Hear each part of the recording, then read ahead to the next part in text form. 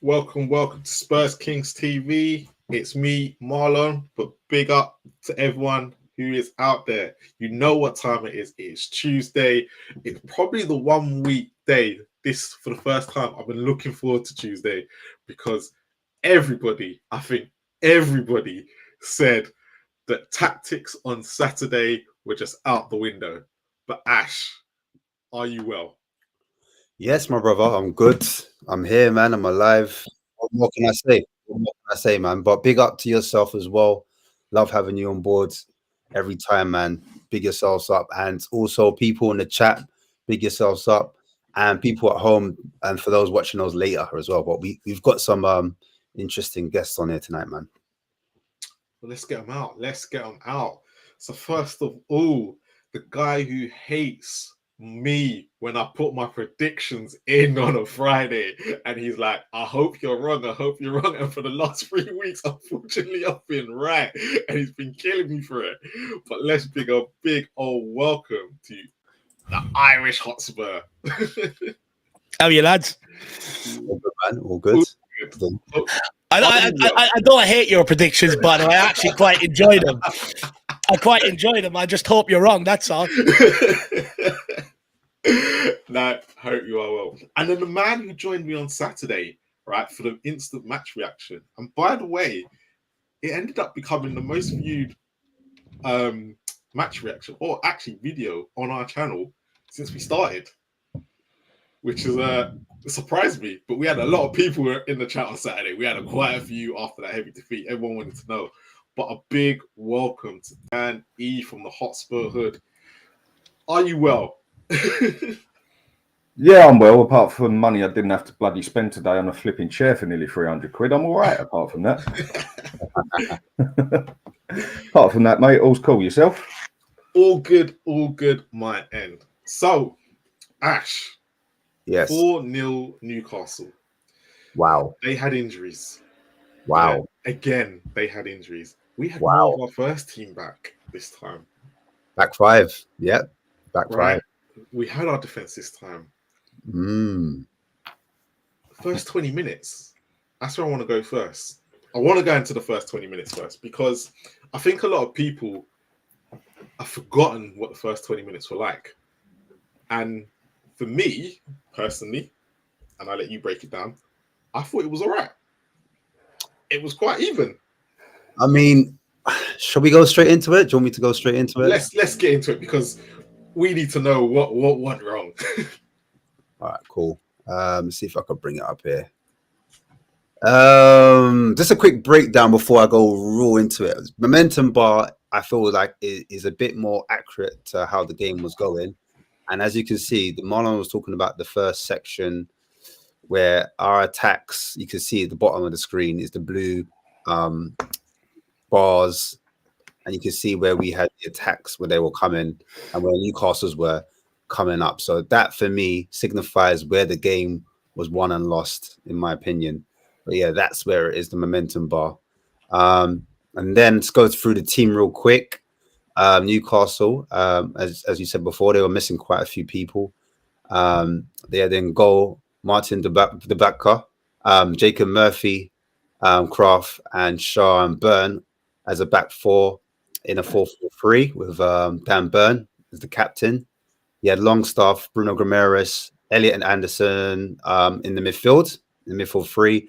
And then up top, they had Gordon, they had Isaac, and Harvey Barnes. All three players I liked as well. We were linked with all three of them. Before you carry on, just to show into contrast, yeah, like how much it was very similar to what happened at the Tottenham Hotspur Stadium in November, right? So the only players that made a difference, right? So Kieran Trippier was right back. Lascelles was at centre back. Yep. Livramento was at left back. Correct. Right. Yep. That's right. And the two players in midfield they had that day was Joe Linton and Miley, right, who replaced Elliott and Longstaff. Yeah, that's right. So, and then you obviously had Almiron instead of Harvey Barnes. Yeah, that's so you'd correct. probably say they were probably a bit weaker this time. yeah, you could say that. In hindsight. Yeah, you could say that.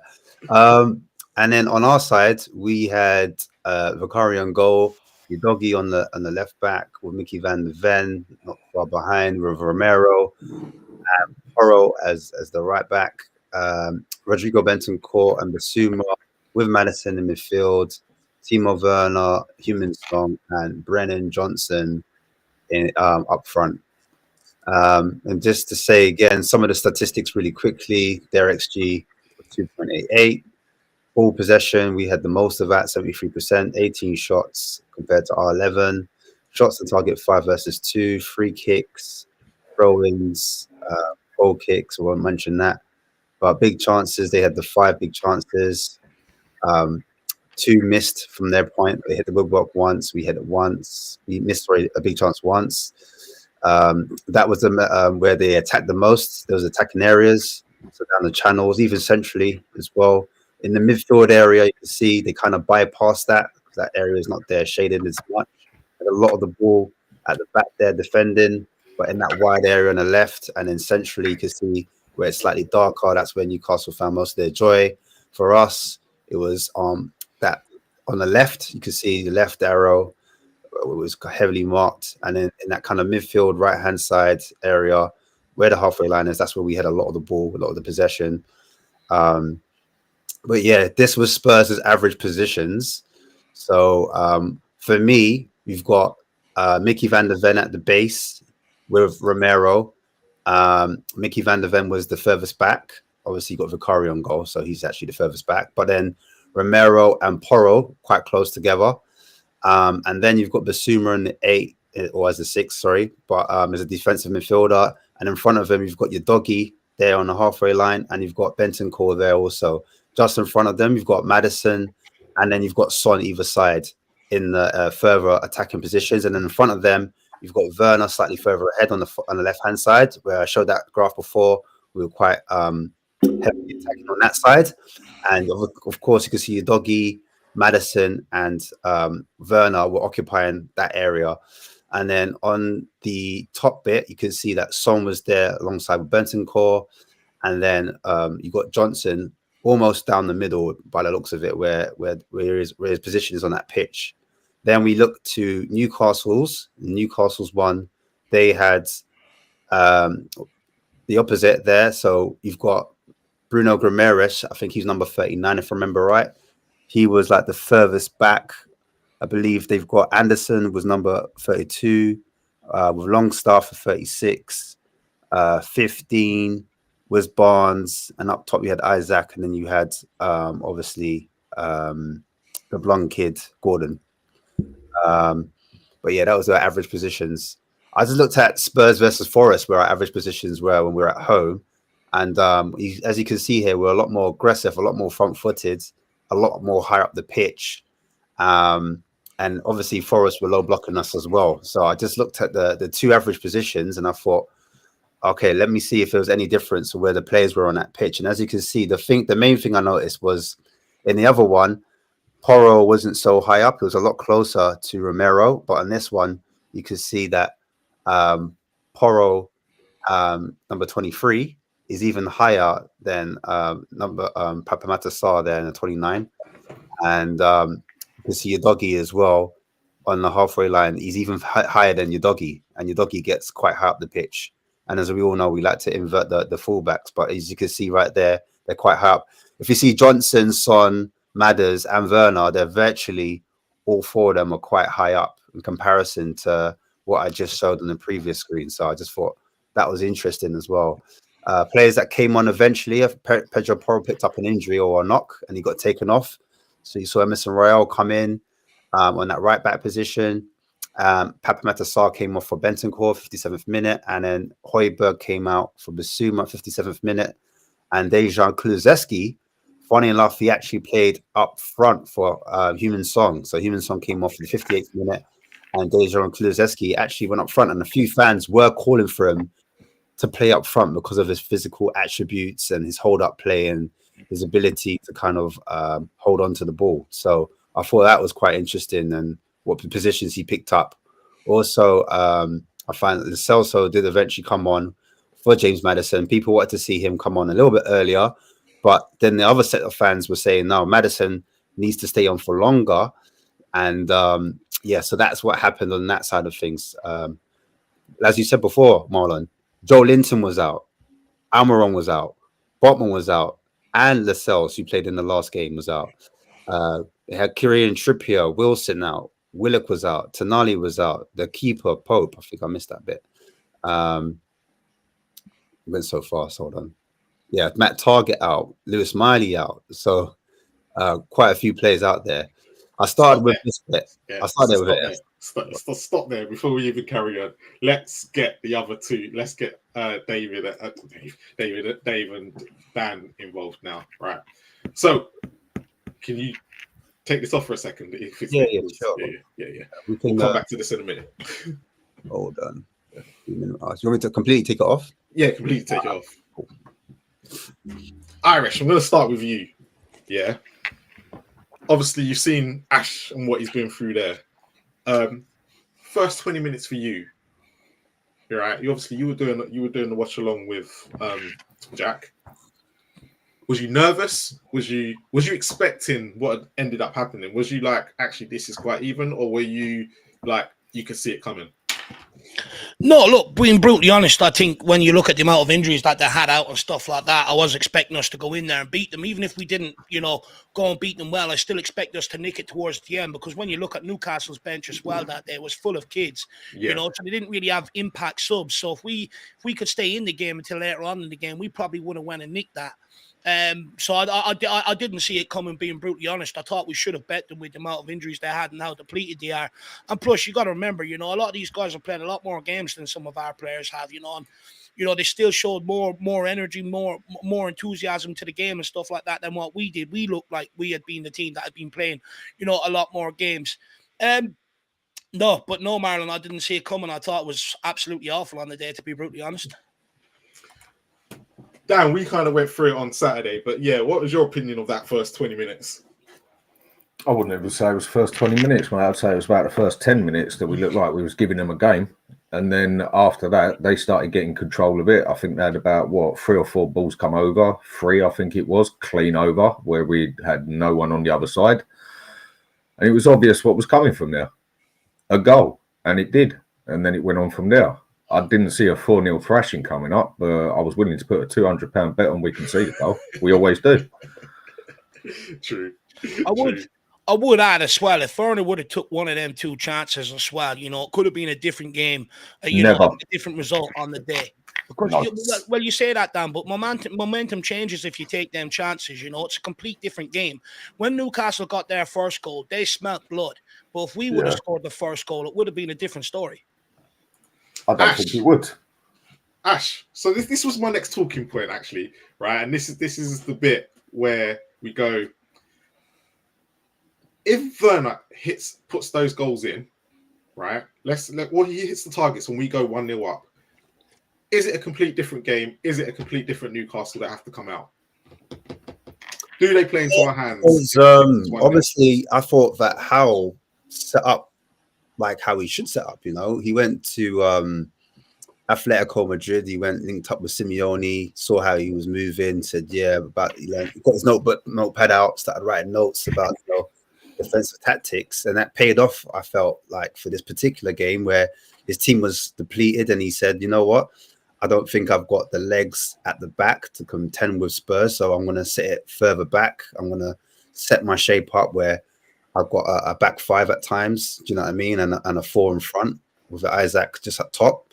And he thought, like, if we keep it, quite central, Spurs like to play down the middle at times with the inverted fullbacks. We might let them have the ball in certain areas and we might frustrate them and then hit them on the counter attack, because we've got Barnes, we've got Gordon, and we've got Isaac, and all of them have got pace. So, I think if we'd scored a goal and we had broken that, then maybe he'd have to change his methodology, his thought, because he's thinking, I'm going to low block them. Spurs don't do well against low blocks or mid blocks, because if you look at Fulham, we struggled in the mid block. Do you know what I'm saying? So he's thinking, let's just do that. But if we score a goal and it's an early goal as well, then all of a sudden he's chasing the game. And it's all about the confidence of the players, the bravery of the players. Maybe that doesn't happen they're not able to play out from the back, or even when they play balls out from the back, it might just come to back to us. And that's what we were trying to hope. We're trying to win the ball high up. Maybe the fullbacks or whoever's in midfield wins the ball high up, and then we keep that turnover, and then we get more chances. And then, like, you know, we silence the crowd, because the crowd was hella noisy, bro. Hella noisy. No, it was very much similar to last season. I thought they kind of sensed something was coming. Dave, I want to bring you in on it as well before I bring in Dan, because he obviously disagrees with it. But you just said there, if Werner scores one of those chances, you think it's a complete different game, and Eddie Howe has to go for a complete different tactics. Why all these chances, right, fall into Werner at important times of games, and he's just not putting them away? Look, when we signed Werner, I had my doubts about him. You know, my main concern was, you know, is he going to add goals to this front line? And he doesn't add enough goals, nowhere near it for me. And I don't think we should sign him on a permanent either, because, you know, big games like this, if we're in, say if we do have a cracking season next year, right, we end up in big games and you are playing for something, if chances fall to him, he doesn't even believe in himself, and no one else watching believes that he's going to put it away, you know. And like Newcastle, prime example, big game, you know, top four on the line for this season. Chances fall to him, and he doesn't take them, and then it sort of alters the game. It gives Newcastle belief, you know. It gives their fans more belief. If we take one of them chances are Newcastle sit in for another 5-10 minutes to keep it tight. They don't have that belief. They don't go after us the way they did, you know. And then later on in the game, they also have to come out a bit more. Come out and play for the result as well, because they were also chasing Europe, you know, to get some sort of Europe for next season. So they had something to play for. And look, Werner, I had my doubts about when we signed him, and I wouldn't sign him on a permanent basis. No, it's just, for me, look, I think he's impacted games more than what I thought he would in terms of down the wing and putting a cross in and stuff. But in terms of goals and stuff like that, when you look at that front line, now, Ash, me and you have had plenty of conversations on it and pre-match shows. I've had my problems with it all season. There's no fluidity to it. There's, you know, every single one of them want to play the exact same way, spacing behind. You know, we try to score the exact same goal every single time. You know, it's too one-dimensional. And then when you add players like Werner, Johnson to that, who just one game they're on it, the next game they're not, that's not good enough. We've had wingers like that in years gone by, Bergwijn, Lucas, people like that. You know, it's just not good enough. You want wingers and players that are at it every single week. You want players that you can trust. When them chances fall, he puts them away, because at the end of the day, you can't dictate who they fall to. You know, if fell to Werner, he didn't take it, and it sums up Werner's career, to be brutally honest. Dan, so I got two questions there for you, because obviously I want you to answer the bit where you said basically earlier, if Werner puts that chance away, you don't think the game changes, you think the same end result.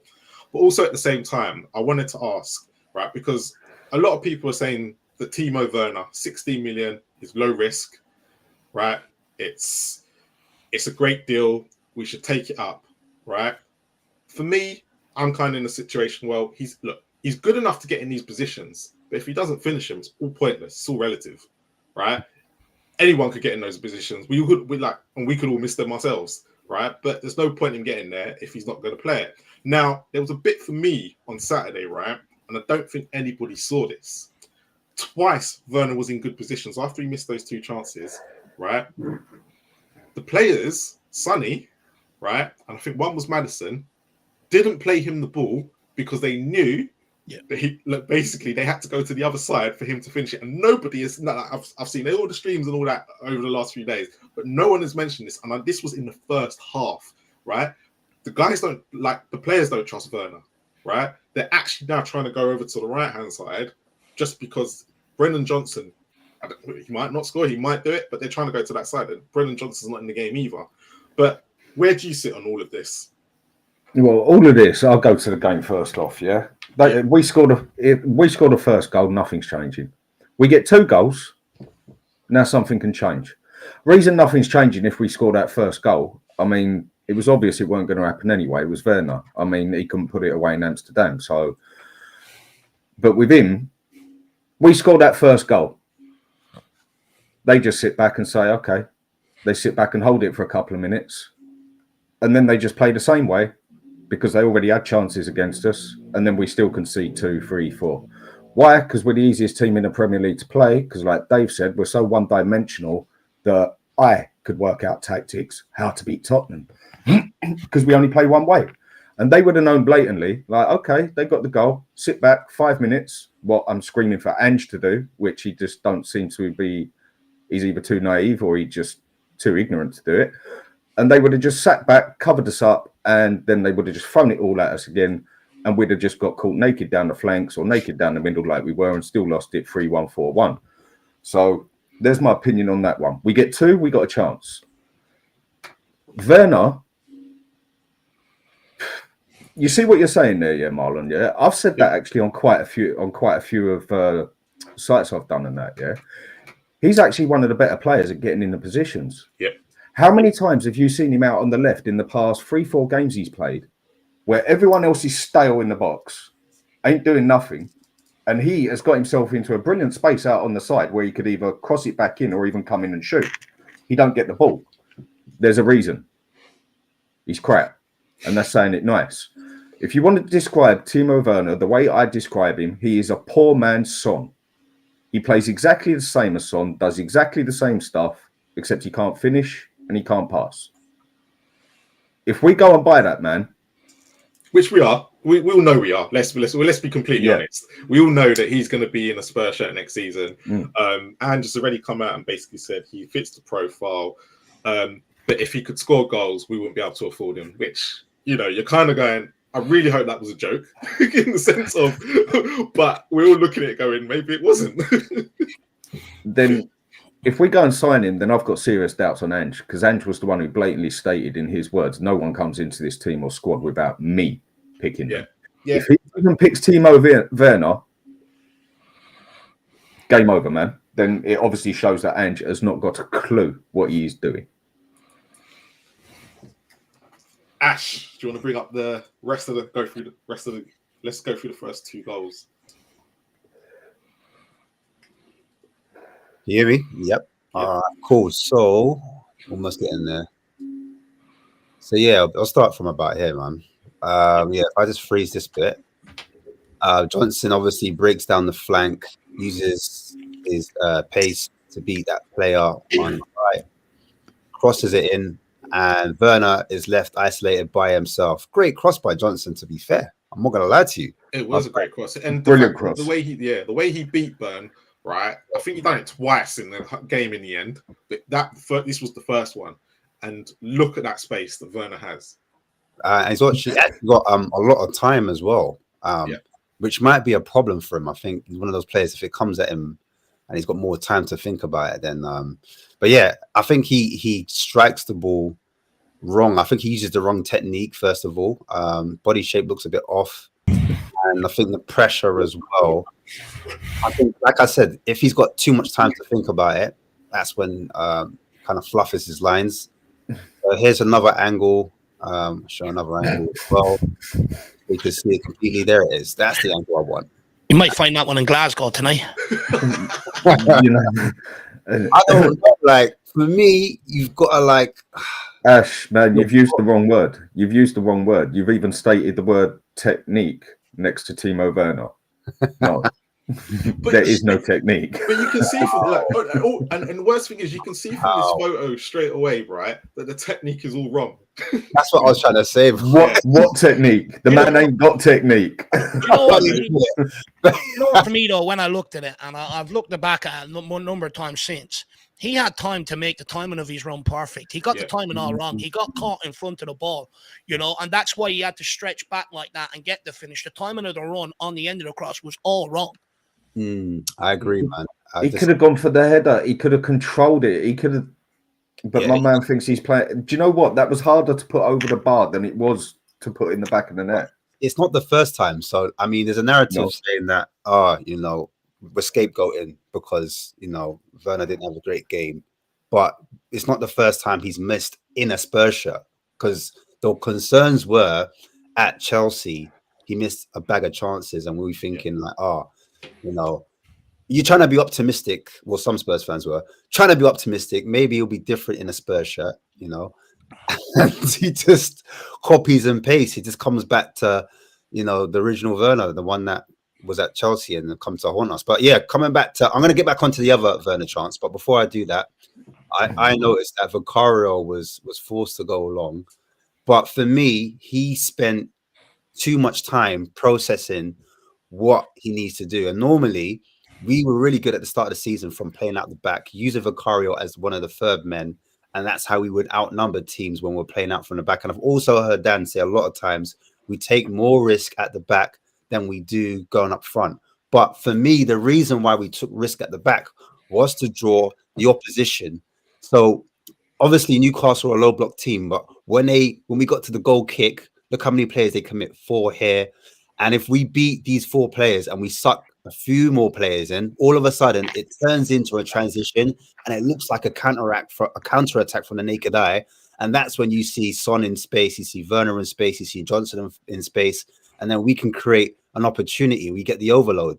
So that's the reason why we do it. But for whatever reason, Vicario's taken 2 seconds, 3 seconds, 4 seconds, and then nothing's on, and he does it. He goes long, and because he goes long, in my opinion, that's when the first turnover starts to happen. We lose that ball midfield because we've got no one to bring it down, and then it happens again. Vicario again, he's further out this time, and he's playing like an outfield player, as I said there. Look, and then all of a sudden, instead of him playing it, to one of the centre backs, which he's meant to do. He's meant to play it to like a Van der Ven or Romero, or one of the fullbacks drops in, or sometimes Maddison drops in to become an extra midfielder. What he's done, he's gone long again. He's gone long. He's gone against the Ange way, the Ange way, and we've forced another turnover. And when we got a turnover this time, we've actually conceded almost an attack from Newcastle. They're on the front foot. They're getting the ball high up the pitch, and then Barnes is in the box. We're running with our backs to goal. We've got 1, 2, 3, 4, 5, 6 players running at goal. Barnes could just fizz it across the box there and hope that Isak's at the end of it. Do you know what I'm saying? So that almost happened, but we were wise on that occasion, and we managed to defend that situation. Here, I'd say Son's onside. It's not Son offside. For me, it was poor decision making by you-know-who. Son's on the ball. He picks up the ball. You can see him there, number 7, where my arrow is. Werner's on the opposite side on the left, where he should be. As you guys said, he takes up good positions. Right here, Son switches the play to Werner. It actually goes to Werner. Werner receives the ball, and when he's in the position in that attacking area, Son's there waiting to receive. Everyone's like, oh, Son, he's here, number 9. Can he play? Blah, blah, blah. But Son's like, yo, bro, can you play it here? Like, I wanted Werner to get to the byline like we normally do and then cut it back. That's what we've been doing the whole season. Everyone's like, oh, it's predictable, blah, blah, blah. We keep scoring the same type of goal, but it works. It works.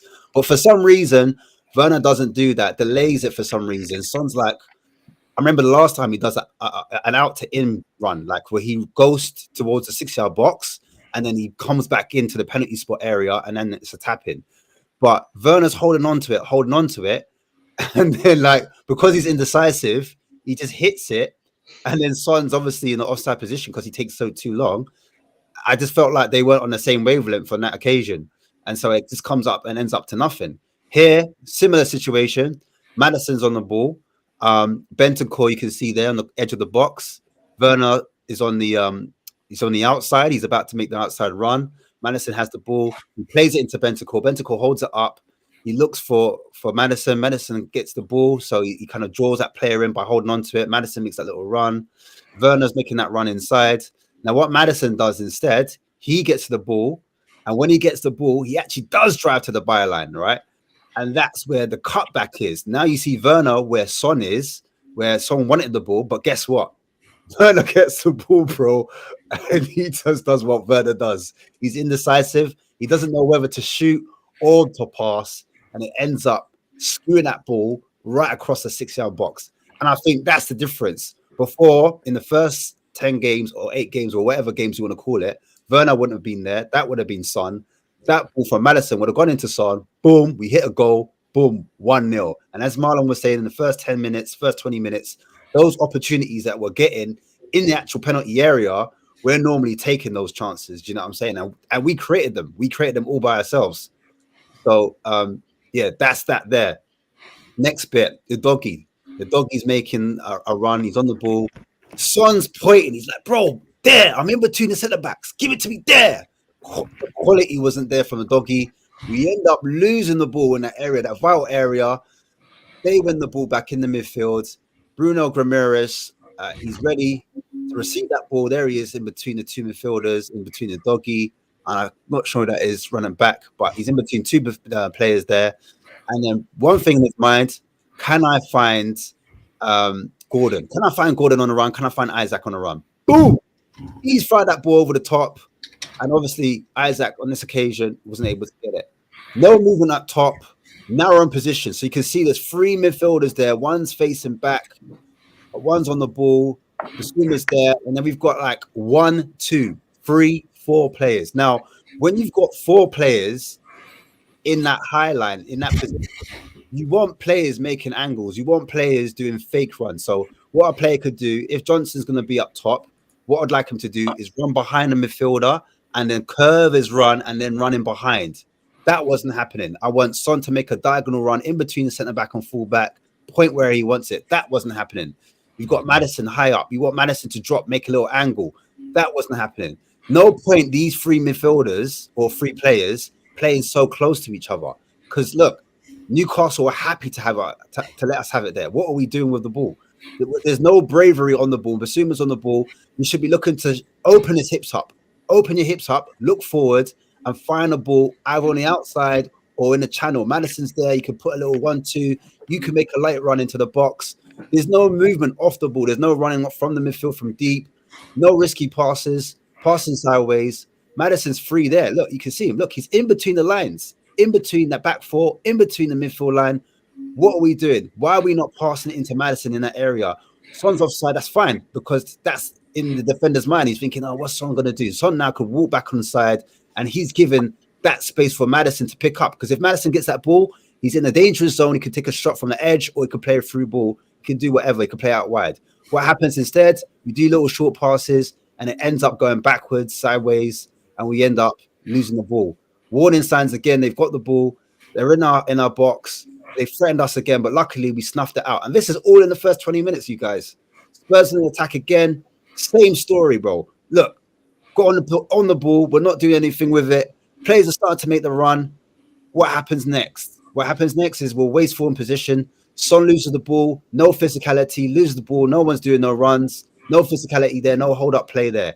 Werner on the ball. Again, links up with Maddison. On the outside, Maddison gives it back to Werner. Werner gets the ball. What happens? He's indecisive. Son's there. He's like, please, just give it to me. If you could just pass it in between the lines or hold it, Maddison's coming. Like, there's so many things he could do. What does Werner do? Indecisive. Doesn't get the ball. Comes to nothing. We lose the ball in that position. All in that first 20 minutes that Marlon was talking about. Moving the ball slow, moving the ball, looking lethargic. You can see it here. It's the same pattern.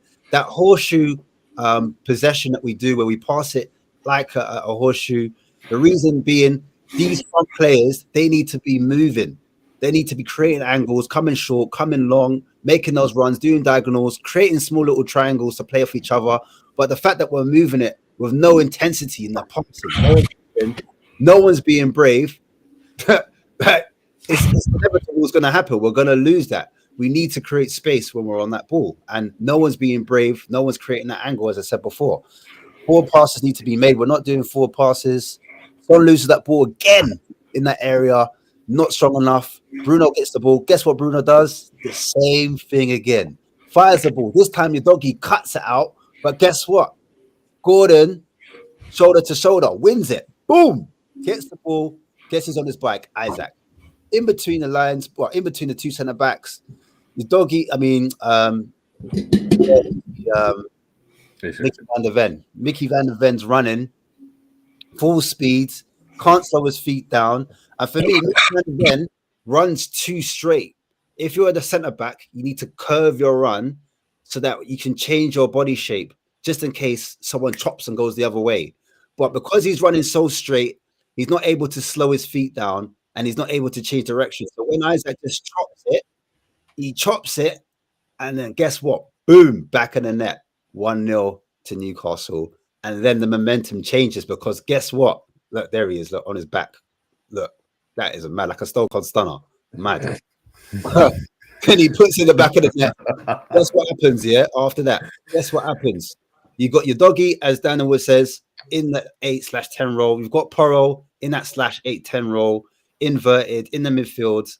And then look, because Gordon presses him and he doesn't play it, he doesn't take a risk. He's not brave. He doesn't play it to Mickey van der Ven. He doesn't play it into Romero as we play out from the back. What happens?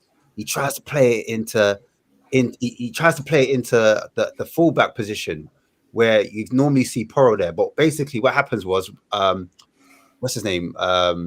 Johnson runs in that fullback position, loses out to the left back from Newcastle, Burn. Burn headers it. When he headers it, it comes to Porro. Porro does a blind pass. He does a blind pass over the top, and you know what happens next, man. Again, same thing. I can't believe twice in a row. Doesn't sort his feet out. Chop, same thing. Cuts inside. Bang, 2-0 within 90 seconds. You can't make this up. 2-0 with it. And the momentum's gone now because they're pressing like crazy. Vicario's got no confidence. And again, he goes long. He says, you know what? I'm not risking it. I'm going long. I'm not sticking to the plan. We lose possession. Again, the turnover happens. In midfield now, it affects the rest of the players. No confidence. We're losing 50-50s. We're not physical enough. There's no desire. Everyone's passing the buck. There's no responsibility. There's no midfielder general to say, look, I'm gonna take the lead of this actual game. And we're losing it. We're losing everything in the pitch. Again, Vicario plays it on the floor this time. Tries to play it into Maddison. And the one time he tries to play it to Maddison, guess what happens to Maddison? He loses the ball, bro, in the midfield. You can't make this shit up. You really can't. And again, because Maddison loses it in that midfield, they get the ball. Another high turnover. We look exposed. And look how far the distance is. We're always running back to our goal. And luckily, Mickey van der Ven comes across and he stops. He stops that ball from happening. But again, this was the theme. Vicario gets the ball, tries to clip it. We lose it. Turnover. And before I get into the second half, guys, Marlon, do you want to get these guys' thoughts on the whole of a Vicario situation before I start talking about the second half, or should I go straight into it? I do have something to say on the Vicario situation. Go on. I think we're being incredibly harsh on Vicario, and I'll tell you why. Not one of them players on the outfield made movements to receive that ball. Newcastle pressed them, but all they did is stood in their positions. They didn't make runs out for other ones to run in and receive it and try and lose their man, stuff like that. They were very flat-footed. We can sit here and blame Vicario for it, but at the end of the day, it is on the outfield players to drop into proper spaces to receive the ball, make double movements, one move out, the other one move in, stuff like that. They didn't want to know. And then when Vicario had no option and he didn't want to risk it, the forward line was standing there all asleep. You know, for me, I think we are being a bit harsh on Vicario here. For me, you know, them players have to be demanding the ball. A lot of them are doing what Harry Winks famously used to do. And he got away with it for years at Tottenham, where he'd drop in, didn't really want the ball, receive it, pop it back, and do absolutely nothing with it. None of them players are showing for the ball. They're all hiding. No, just to add to that, I'm not trying to put the blame on Vicario, but literally that was the theme of this game. And we're used to playing it out from the back. But as you said, like, yeah, these players are accountable because no one is showing for it. Fullbacks aren't showing for it. Midfielders aren't showing for it. Like, even Sonny tried to come wide and pull off certain times and drop in the hole. But again, you need your leaders to step up. On the third goal, Vicario should have done better. On the other goals, you can't blame him. On the third goal, Vicario gave my man too much time.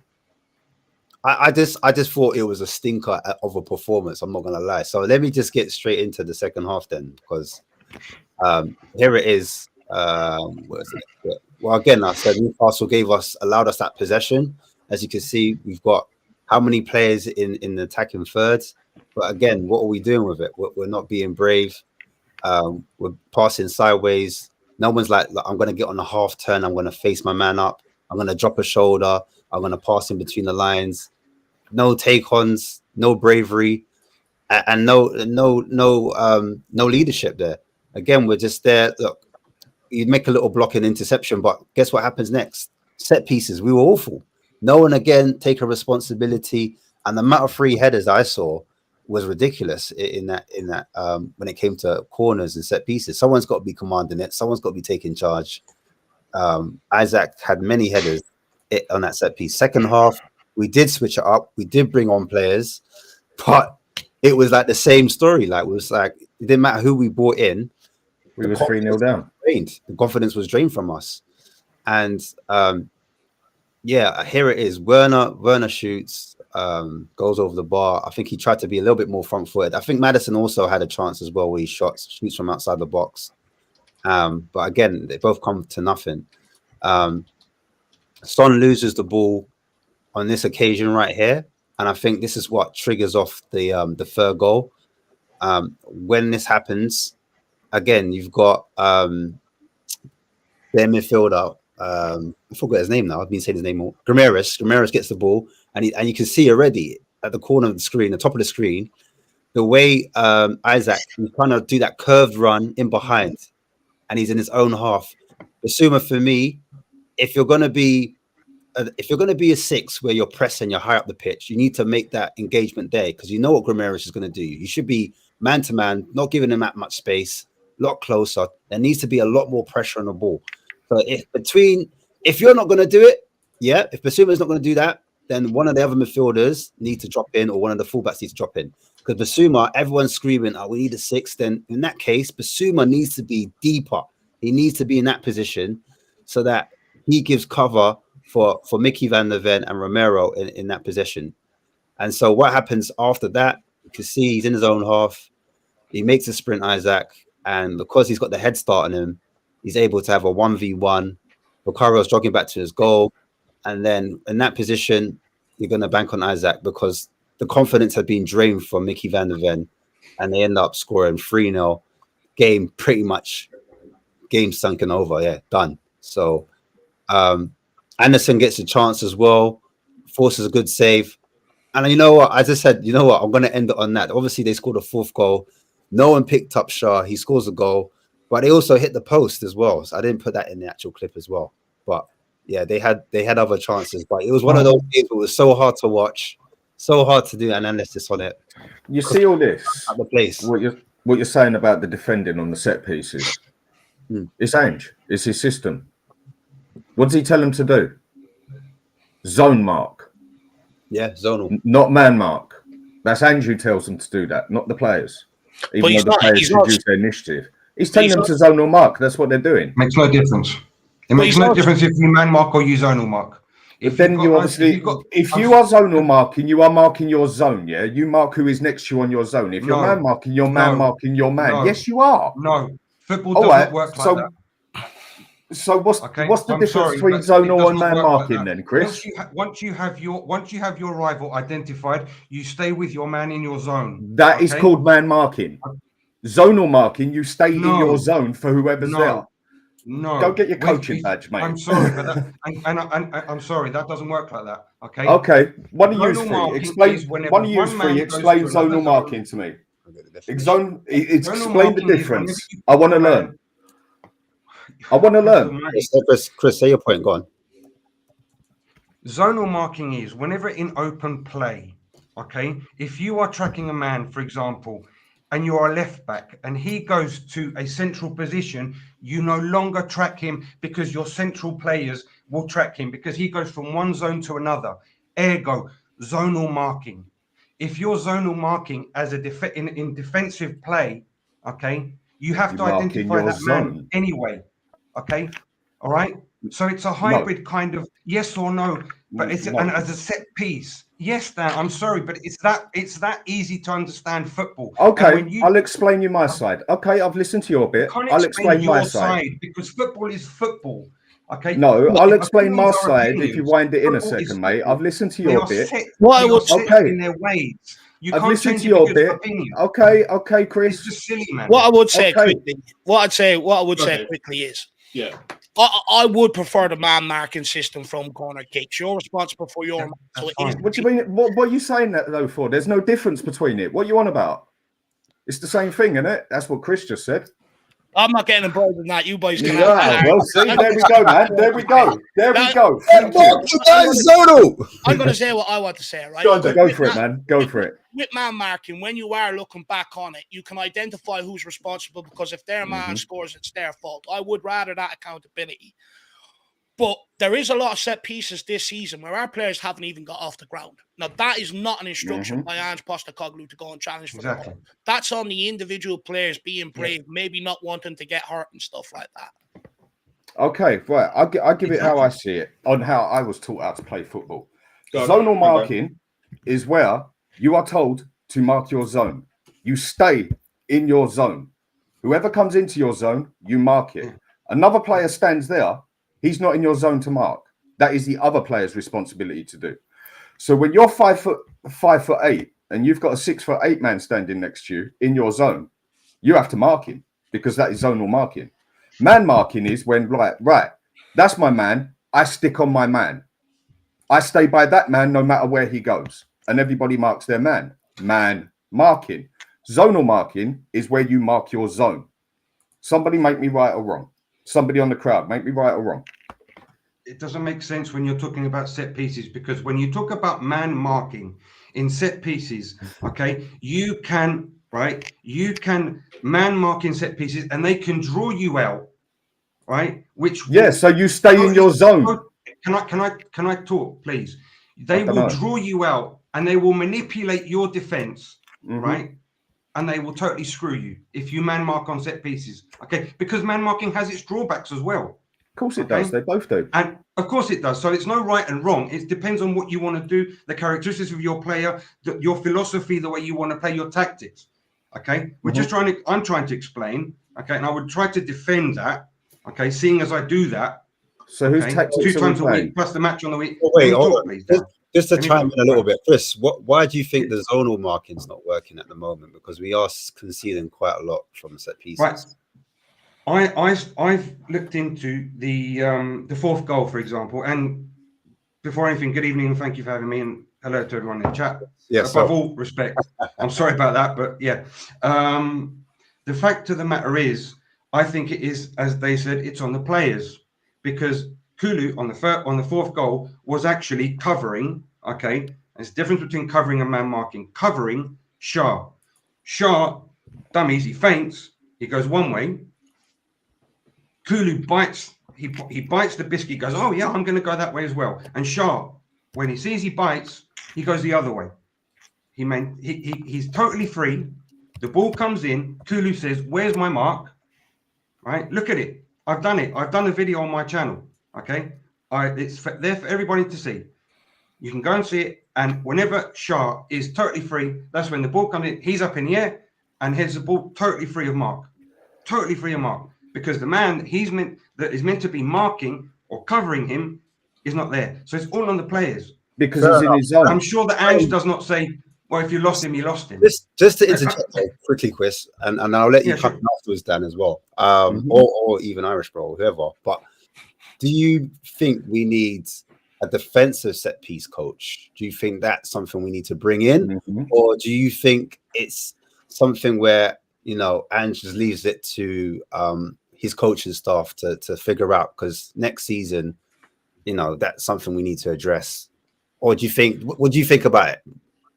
I'm all for improving. And if he identifies that is what he needs, because his players are not grasping his small-sided games that are tactics, for example, small-sided games. What Sonny said in an interview the other day, I'm not sure what channel it was on, he said that they implement small-sided games, right?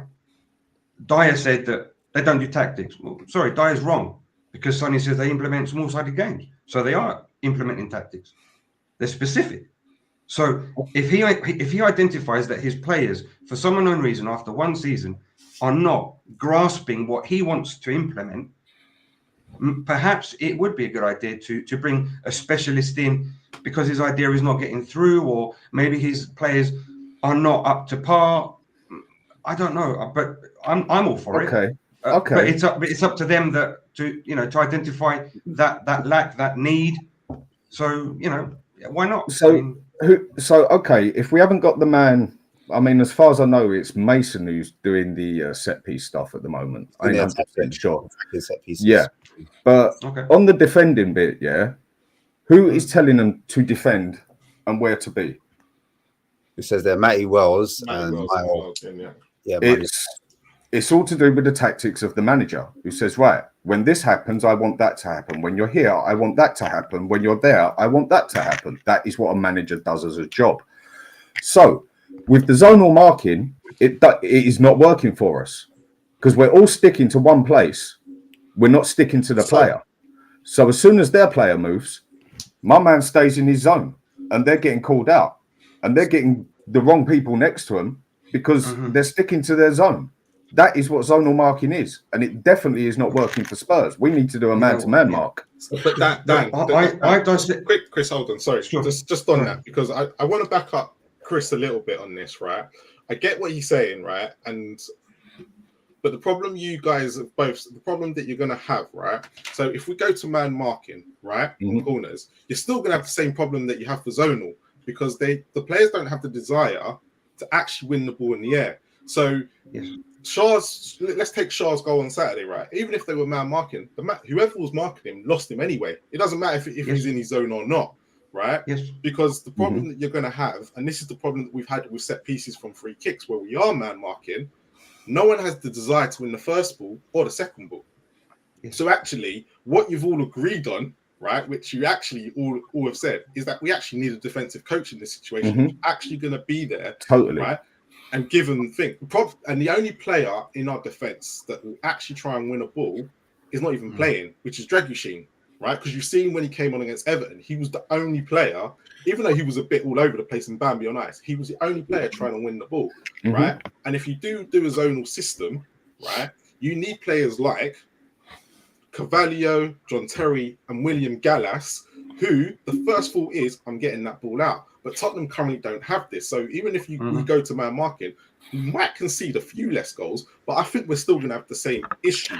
Okay, yes. Marlon, quick question. Fundamentally, and I'm done. Because you don't have the quick question for you. Yeah. So, just so I understand my football better, hopefully I can learn something here. From what you've just said there, there is two types of defending. There is a zonal marking defense and there is a man marking, yeah? Yes, yeah. Right, thank you. So, that's how that was. It was all labelled that because Rafael Benitez was the guy that brought in the zonal way of thing. But what his whole philosophy was about was, if you're in a certain zone, if a player is passed on, this is where it comes to communication as well with defenders that are around you, right? Say, let's take Alan Shearer is the striker. If he moves into my zone, John Terry will be the first. Well, I'm just using John Terry as an example. We'll say to Carvalho, Shearer's in your zone now. He's yours. Mark him. But the first thing that they do, they see that ball coming in the air, they will go, actually, I'm going for that ball first. So Shearer doesn't get there first, but they're aware that Shearer is in that zone, but they will still go man mark him in the sense of they'll still pick him up. But the problem is at Spurs right now is that Mickey van der Ven, Ash at the beginning of the season, when we've done our stats on him, is not very, his weakest part is in the air, right? That's right. We can all agree with that, right? So we can see right now with the set pieces, he's not great at them, right? But he's great at everything else. So you're willing to counteract that. The problem is Romero's not great at set pieces either. No, but it's not just them though. Yeah. Look, it's the midfield as well. The midfield get included in this. When you look at Tottenham, we're not the biggest of teams. Who defended a lot of our defensive set piece last season? Harry Kane. Who's defended a lot of them this season? Richarlison, not on the pitch. Emerson, not on the pitch. Maybe Emerson was on the pitch for that one. Maybe I stand corrected on that one. But we're not the tallest of teams, so we're not the most competitive from set pieces. Bringing in a set piece coach will only improve it so much to a certain degree. We're still going to be outnumbered. We're still going to be out fought in the air and stuff like that until we change that and get players that are a bit stronger, a bit tougher, but also have a bit more desire to go and head that ball. You look at a lot of our players. They all want the ball to feet and stuff like that. We're not out there competing with headers and stuff like that in the midfield, up in the forward line and stuff like that. No one wants to compete. So set piece coach will only improve it to a certain degree. For me, you're going to have to get personnel in here in the summer that can sort of help that. And then when you bring in a set piece coach on top of it, and I do think Tottenham are missing a trick here. When you look at Arsenal, they maximise set pieces going forward and defensively, stuff like that. Man City work on them, Pep Guardiola, seen him there a few weeks ago praising set piece coach and stuff like that. Liverpool, they're known for bringing in specialists. This is an area at Tottenham where we let ourselves down, and it is because, you look at Daniel Levy and that, they don't want to pay large fees to coaching staff. They don't want a large coaching team behind there. That was part of why Postecoglou got the job, is because he was coming on his own. He didn't come with a large, a large team with him. Arne Slot wanted to bring a large team with him. When Conte first got the job, he wanted to bring an even bigger team with him, and he wasn't allowed. He's only allowed to bring so many, and we are missing a trick here, not bringing in some specialists, in terms of set pieces, throw-ins, and stuff like that, because, they all maximize your points come the end of the season. And lastly, I will say is everyone makes this out to be an Ange Postecoglou problem. It's a problem he inherited. We were shit under set pieces under Conte, shit under set pieces under Nuno, and shit under set pieces on Jose, who were famed for being defensive managers and stuff like that. It's an inherent problem at Tottenham, not just an Ange Postecoglou problem. Let's get that straight. I agree on that. And if I may, talking about, for example, Richarlison, that you went back to last season, Dave. I dissected yesterday the match at Goodison, our 2-2 draw. Yeah. Who was on the back post at for Everton's equaliser? Richarlison. How did he defend that ball? Because I dissected it, and I'm asking rhetorically, not because I want someone's answer. How? Looking at the ball. That far back, so I was hoping you were. No, yeah, that's cool. But the fact is, I'm asking rhetorically so that I can answer that myself. Yeah. Right. So it's how did he looking at the ball? But you just can't look at the ball because you have to be aware of what's around you as well. And what you wasn't aware of was the man coming in that actually headed the ball down. Right. So his defensive prowess, if you want to call it that, is zero. In that aspect, because he's not a defender, he's not a specialist, but at least he has to know the basics, right? And I played as a forward, and I'm not saying I'm the best, but at least I got to know about what's around me, not just looking at a ball and saying, well, that's enough for me. But he didn't understand the rest of it, which was he had a man that he was meant to be looking at, or at least aware of, yeah, and his body shape was square on that ball instead of being at least at an angle. To be watching the ball and watching his surroundings, yeah, to be aware of what was coming in and what came in. A bloody 90-kilo guy that actually headed it, rebounded off the post, and obviously, yeah, that's just a rebound. Who can dictate where a rebound goes? It fell to whoever it went, and they scored the goal. That's great. Who was at the back post again for Everton's second goal? It was a foul that went in. It was knocked on by Romero, which is just stuff that happens. Who was at the back post? Well, who wasn't at the back post? Richarlison, right? Mm-hmm. Who had Emerson Royal in front of him that said, oh, you're in front of me, oh, you take him. And what happened at the end? Neither of the two went for them. Complacency, lack of responsibility, lack of drive, yeah? And the guy just went in and headed the ball. Vicario absolutely didn't do anything. He couldn't do anything. Because he had an Everton player clashing into him. 2-2. We lost 3 points. And that is lack of drive. That's complacency, lack of responsibility. That's not tactics. That's not, we need a specialist. That's just lack of doing your job. Right? And that is, in my opinion, and go and see it, go and check it out. That's just an example. Do you know what I mean? You have to be there to do the job. Before you carry on, No, sure. That was it. Thanks. Because I think Ash was going to chime in. But before you carry on, we've got a super chat from YGT Drassel.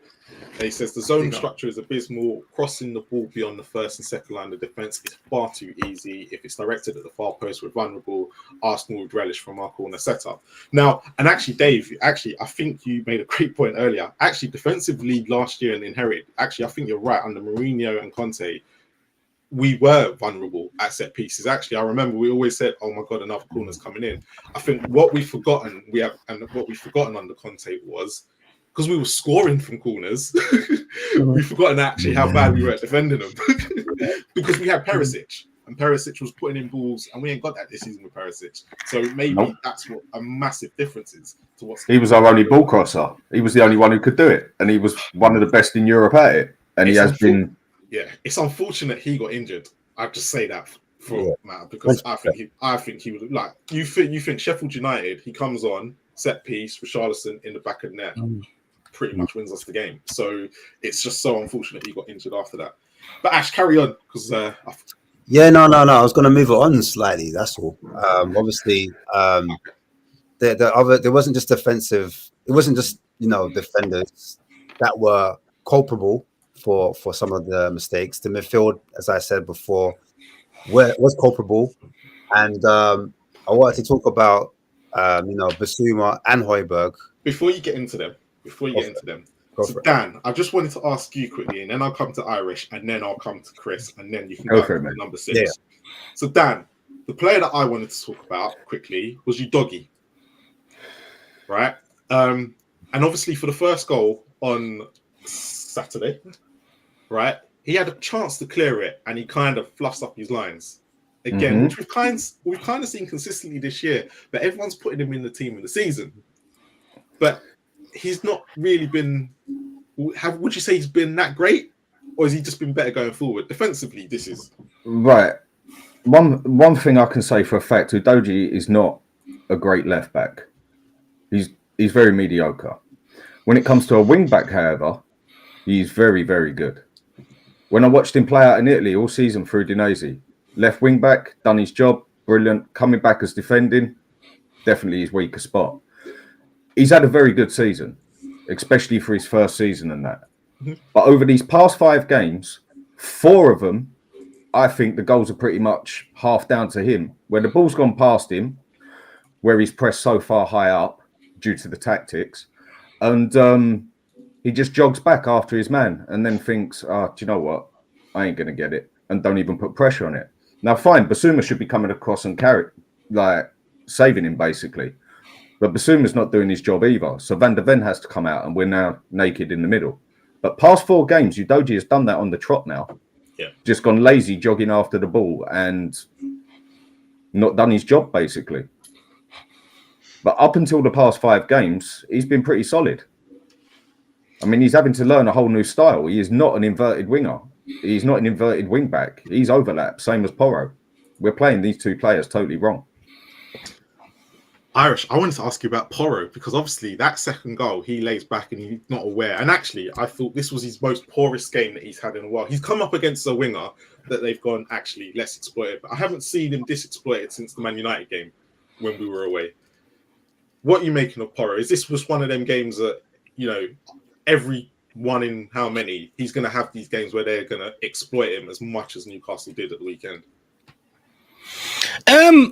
Look, with Porro, I actually think he's been fantastic this season. He's played nearly every minute. I think he's been brilliant in terms of going forward and defensively. He's much better than what he's had, in the past when we've had Doherty, Aurier, people like that.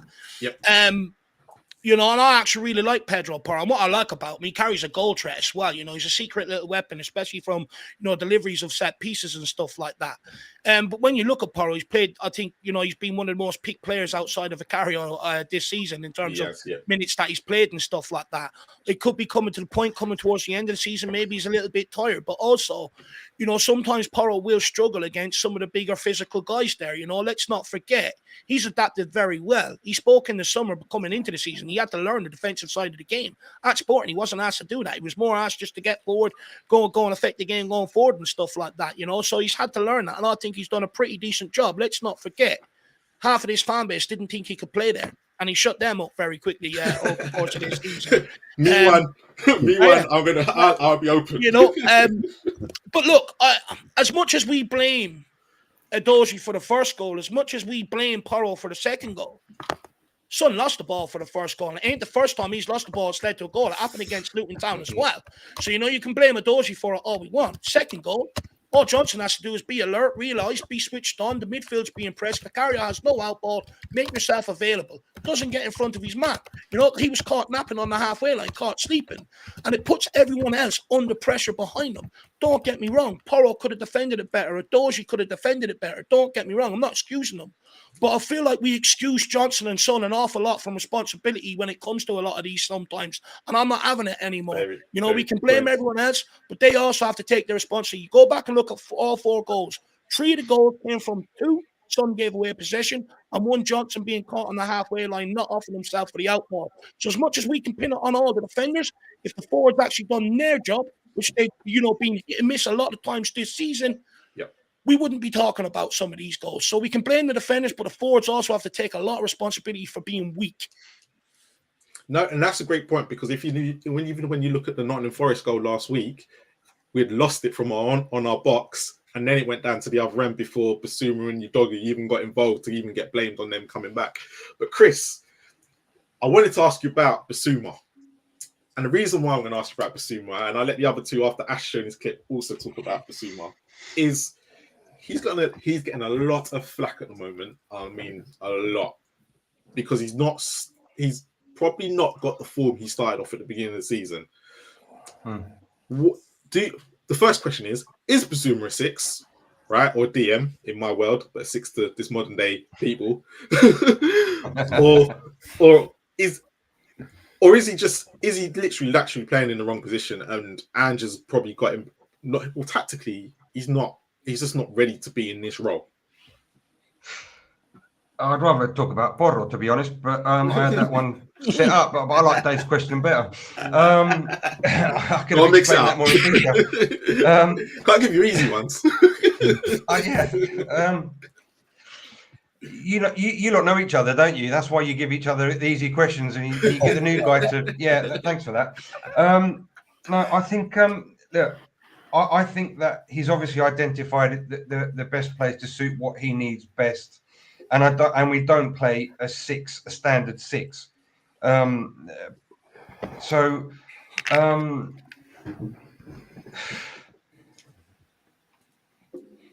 just think that we need a specialist in there, someone that can correct, someone that can lead, someone that can rectify what the men in front or the man that he's got beside him is doing wrong, for example, right?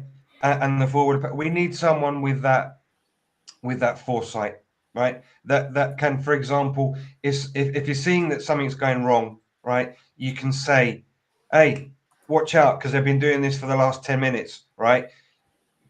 Keep sharp on that. Keep sharp on that, because they're going to do it over again. And if you're not sharp on that, they're going to ping the ball over, like what happened the other day, right? For example, because it's the most recent example that we've got. Yeah, Dave is totally right about what he's saying. I mean, we can harp on about tactics and high line and inverted wing and all of this rubbish. Okay, it is totally right, because it's opinion, and at the end of the day, opinions can be respected, and it's nothing personal against anyone. Okay, absolutely nothing personal against anyone. The high line is totally sound as a tactic. Inverted wing backs, fullbacks, whatever you want to call them, are totally sound, right? That Kushti, we can see the same goals every game, isn't they? Dan, don't interrupt me, please. Okay, I've been quiet. Right, sweetheart. Don't. Right, I've been quiet, and I've respected everybody. Okay, when it comes to me, you always interrupt, so please. Okay, when I've got something to say, please. Thank you. Right. Everything is sound. You've got to have the right players to implement, and whenever it's not implemented properly, okay, you've got to rectify it. And if you haven't got the right players, you've got to find the right players to do it.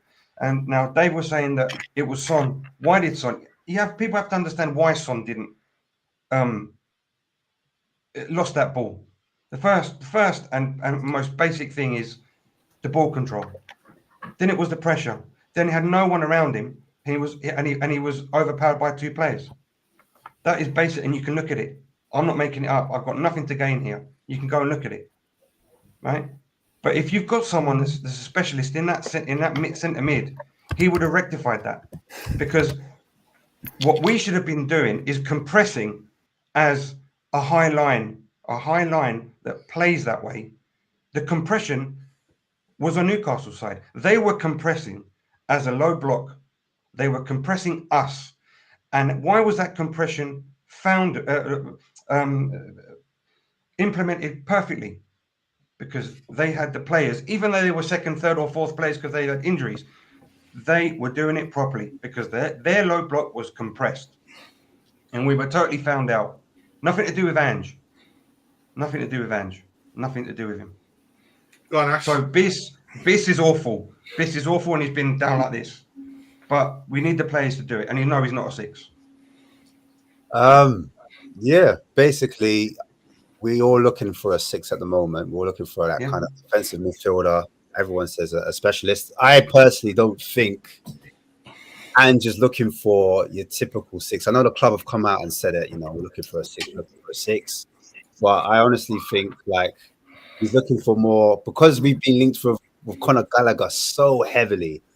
I honestly think he's looking for a player that can play a multiple set of positions.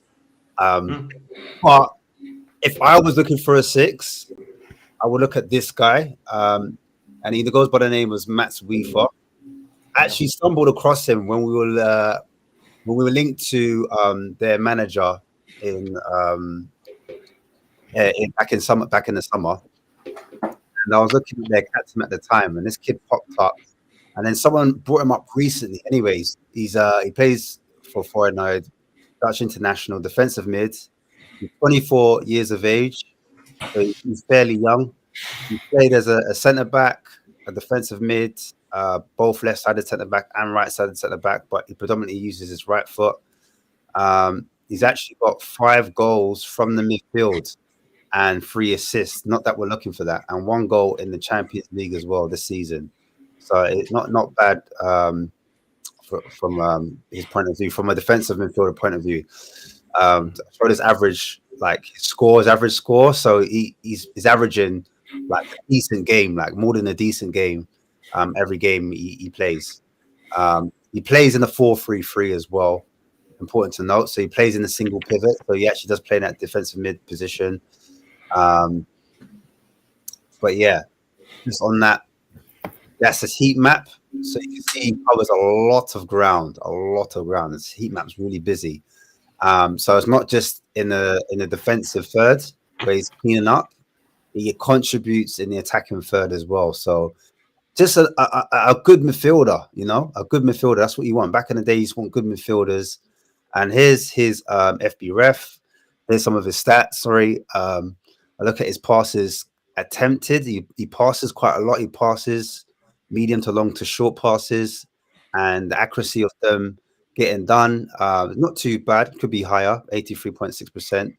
But that means he might be more of a riskier passer. That's why maybe those stats are affected. However, they're still in the right space, in the green bar. Progressive passes, 93 percentile. So you can tell that he is a risky passer. And that's what we need in this system, I feel like. If Højbjerg says he wants out and we need to replace him, then I think we need someone that can pass from deep. And that's what the stats are showing from what I can see. Successful take-ons, we need someone that can do a bit of both, not just passing, but they can bring forward. That was a big critique of Højbjerg in the past.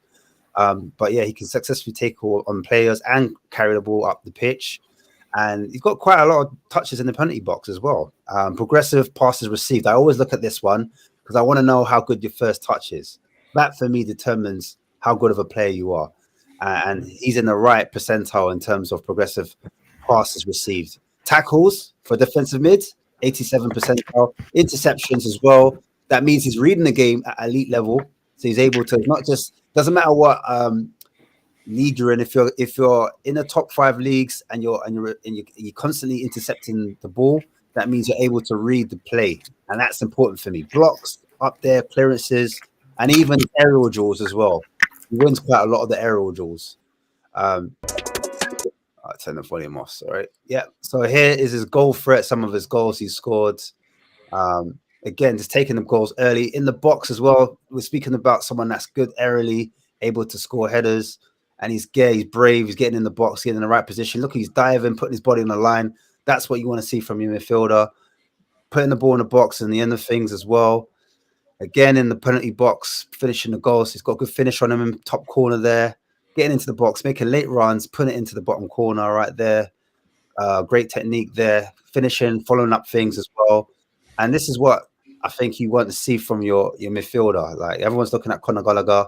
But this guy, 24 years old, same age, in a different league, albeit, but again, he's showing that that ability. Long balls here, I can see over the top. I love a ball over the top. Look at the balls almost like a Xabi Alonso in that kind of D. You know, he's just right there and he's hitting those balls left and right over the top, switching the play. That's what we need. We haven't been able to switch the play against many teams. He's doing that. He's picking up plays. Look, he's pulled out a winger or maybe a fullback in that position. He's able to start some attacks, the ball into the box, good weight of pass, into feet, right there on the toes. You don't have to move. Boom, don't move. Boom, literally getting those balls over the top. Bit like Toby there in his heyday, getting it into Delhi. But yeah, those clip balls, again, he's doing different types of passes as well. It's not just a ball over the top. He's doing clip balls as well. He's doing balls with the laces of his boots as well. Switching the play, diagonals, wherever you look. And that's the reason why I was saying that as riskier passes he's doing, that's something we need in our system. Playing balls from deep against low blocks, sometimes you need to open up. Tackling and defending, this is what you want to see from your six. Literally coming across the ground, covering the ground, helping out your fullback. There he is, winning the ball high up, shoulder to shoulder, winning the ball, and then being calm under pressure in that possession. So that's what you want. Win the ball back, win it, and give it back to your players. Again, covering a lot of ground, physical as well, shoulder to shoulder, knows where to read the ball, gets his hips as well in front of the player, allows him to stick his toe out, gets in between the men, slide tackle there. Sometimes you need to get a bit dirty. He's able to do that, and he's not afraid to get, do last ditch defending if need be. Again, high up the pitch, he wins the ball, wins it back for his team, brings the ball under control, finds that ball. Again, a lot of people say, no, he's going to ground quite a bit, but I don't mind that, He's an old-fashioned type of defensive midfielder. But as I said on the graph before, he intercepts quite a lot and reads the game, knows when to step up, when to put those challenges in. And this is the old kind of old-school DM that you want, someone that can get the ball and then win the ball. Here he is in possession. Someone's got to bring him down. He's able to carry it, bring the ball forward, do a bit of both, bit of everything, find players, bit composed, little dink into the forward line there, on the half turn, able to spin away from a player, hurts the ball, gets on the front foot, wins the ball back high up the pitch, turns out, starts the attack. And I do love a player that can turn out and then find a player just like that, keeps it calm, keeps it composed, doesn't do too much, not too many touches, finds his teammates, knows where they are on the pitch, brave as well, bravery. That's what you want on some of your players. But yeah, as I said here, look, another forward ball, another little dink ball. And that's the player. I look at those attributes, and some people be like, stat merchant, Ash, blah, blah, blah. That's what look at the video clips as well to see examples where he's picking balls up from deep, he's hitting diagonals, balls over the top.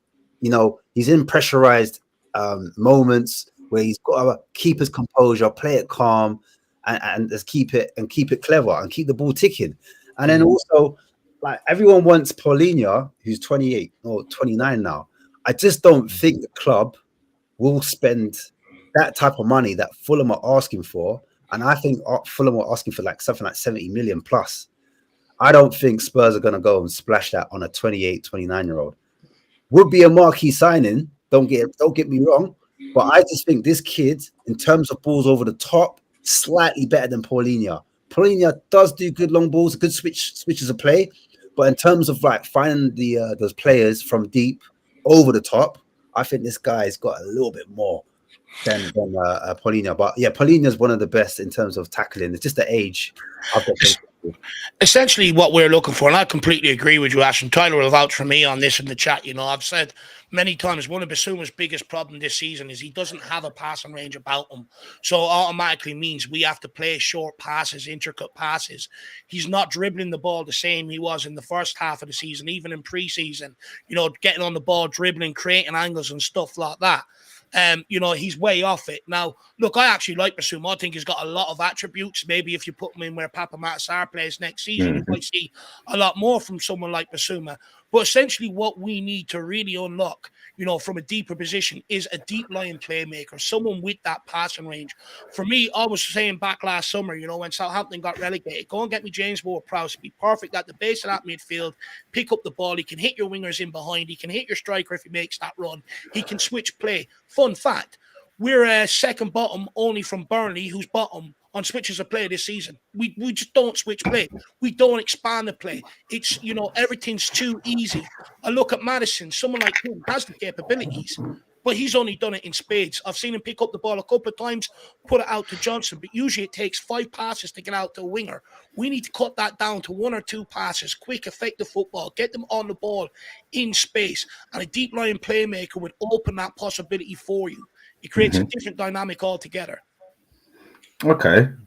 So with that, So with that, I was going to ask you, right, because obviously you're going to speak about the DM, right? But I wanted to also get your opinion on if we did get a DM, would that stop the goals from leaking in? Would we be able to play the high line still that Ange wants to play, in your opinion?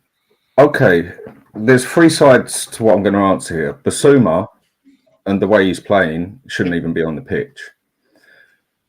But it's also down to the manager. The manager is playing the player in the wrong position. Basuma is blatantly a box-to-box, and he's always been a box-to-box. He'd done it a couple of times at Brighton as a DM, but when he was at Brighton as box-to-box, he bossed up teams like he totally controlled us. He totally controlled Man City, done it to Man U, done it to Arsenal, and he was the most wanted midfielder out of the top six. At Liverpool, we're going to pay, 65 mil they offered for him? Something along those lines. So to me, again, that's down to the manager, blatantly knowing that the player ain't at his best position there. Who would you play there? Who would I play there? Yeah. This is where I'm stuck in the middle. Yeah, because there's certain there's certain games where I feel that I agree with people that we need our anchor man there. Yeah, we've only got one of them, and that's Højbjerg, and he ain't going to do no worse than Basuma is there.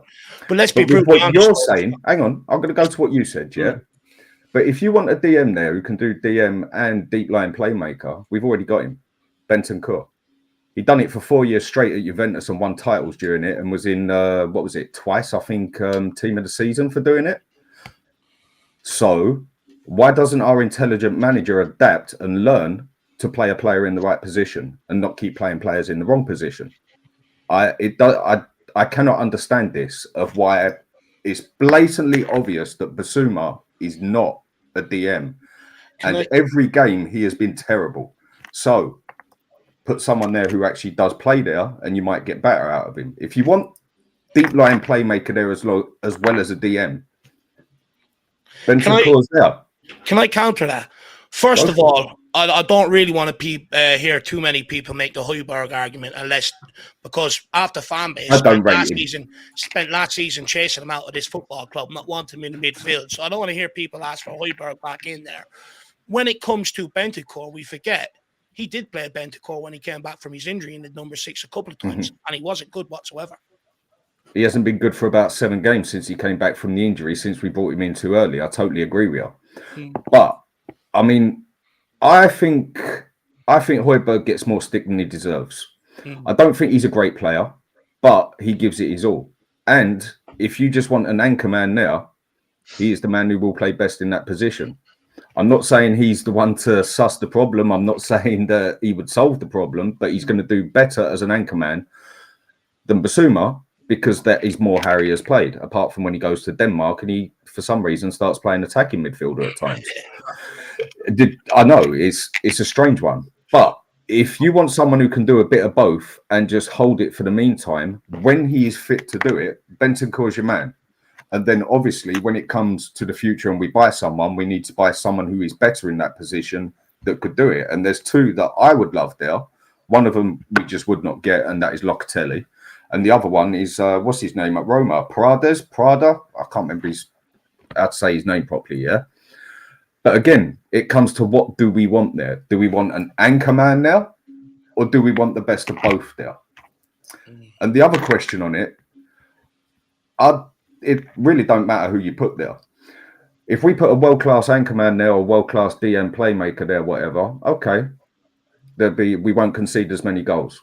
But we're still going to concede goals, because no matter how we play, Ange's system, the Premiership is too good for it overall to play the same way every game.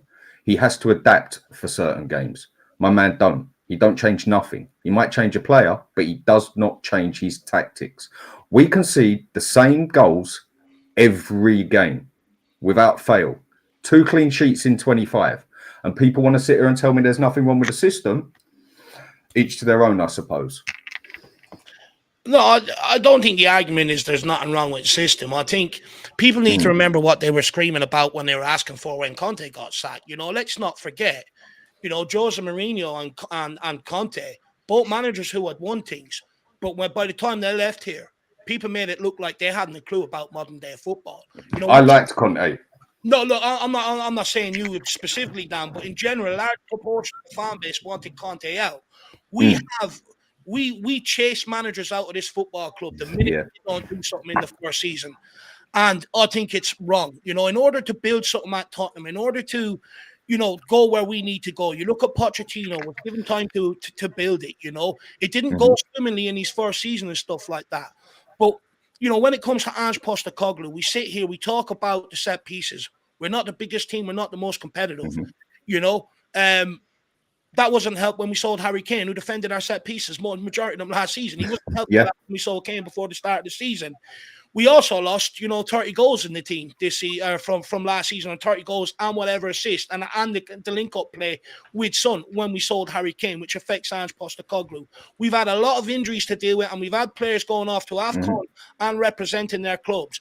Ange Postecoglou hasn't been able to put out a consistent midfield three for the majority of this season. Same with the forward line as well, and same with the back line to a large degree. At points, he has had to rely on players that he doesn't want to play. It's quite clear. That's why he keeps picking the same 11.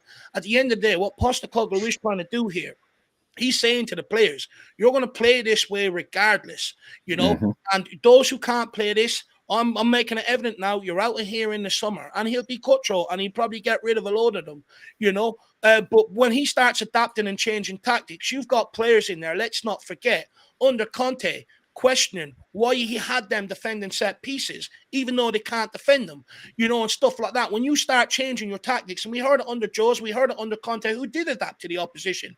Players were confused. They didn't know what they were being asked to do and stuff like that. When you look at a lot of modern day football, Klopp, Guardiola, and Arteta all stuck to their same principles and system when they took over their respective clubs. And when the squad was more theirs, and when we got into the second season and stuff like that, after they figured out everything in and around the first season, who can play the system, who can't, who they can rely on for the full system, who they can't, that's when they started to adapt the system a little, when they had players to fully implement what they want. And at Tottenham Hotspur, we don't have owners that are going to give a manager £500 million tomorrow morning to go and solve all the issues and go and win trophies.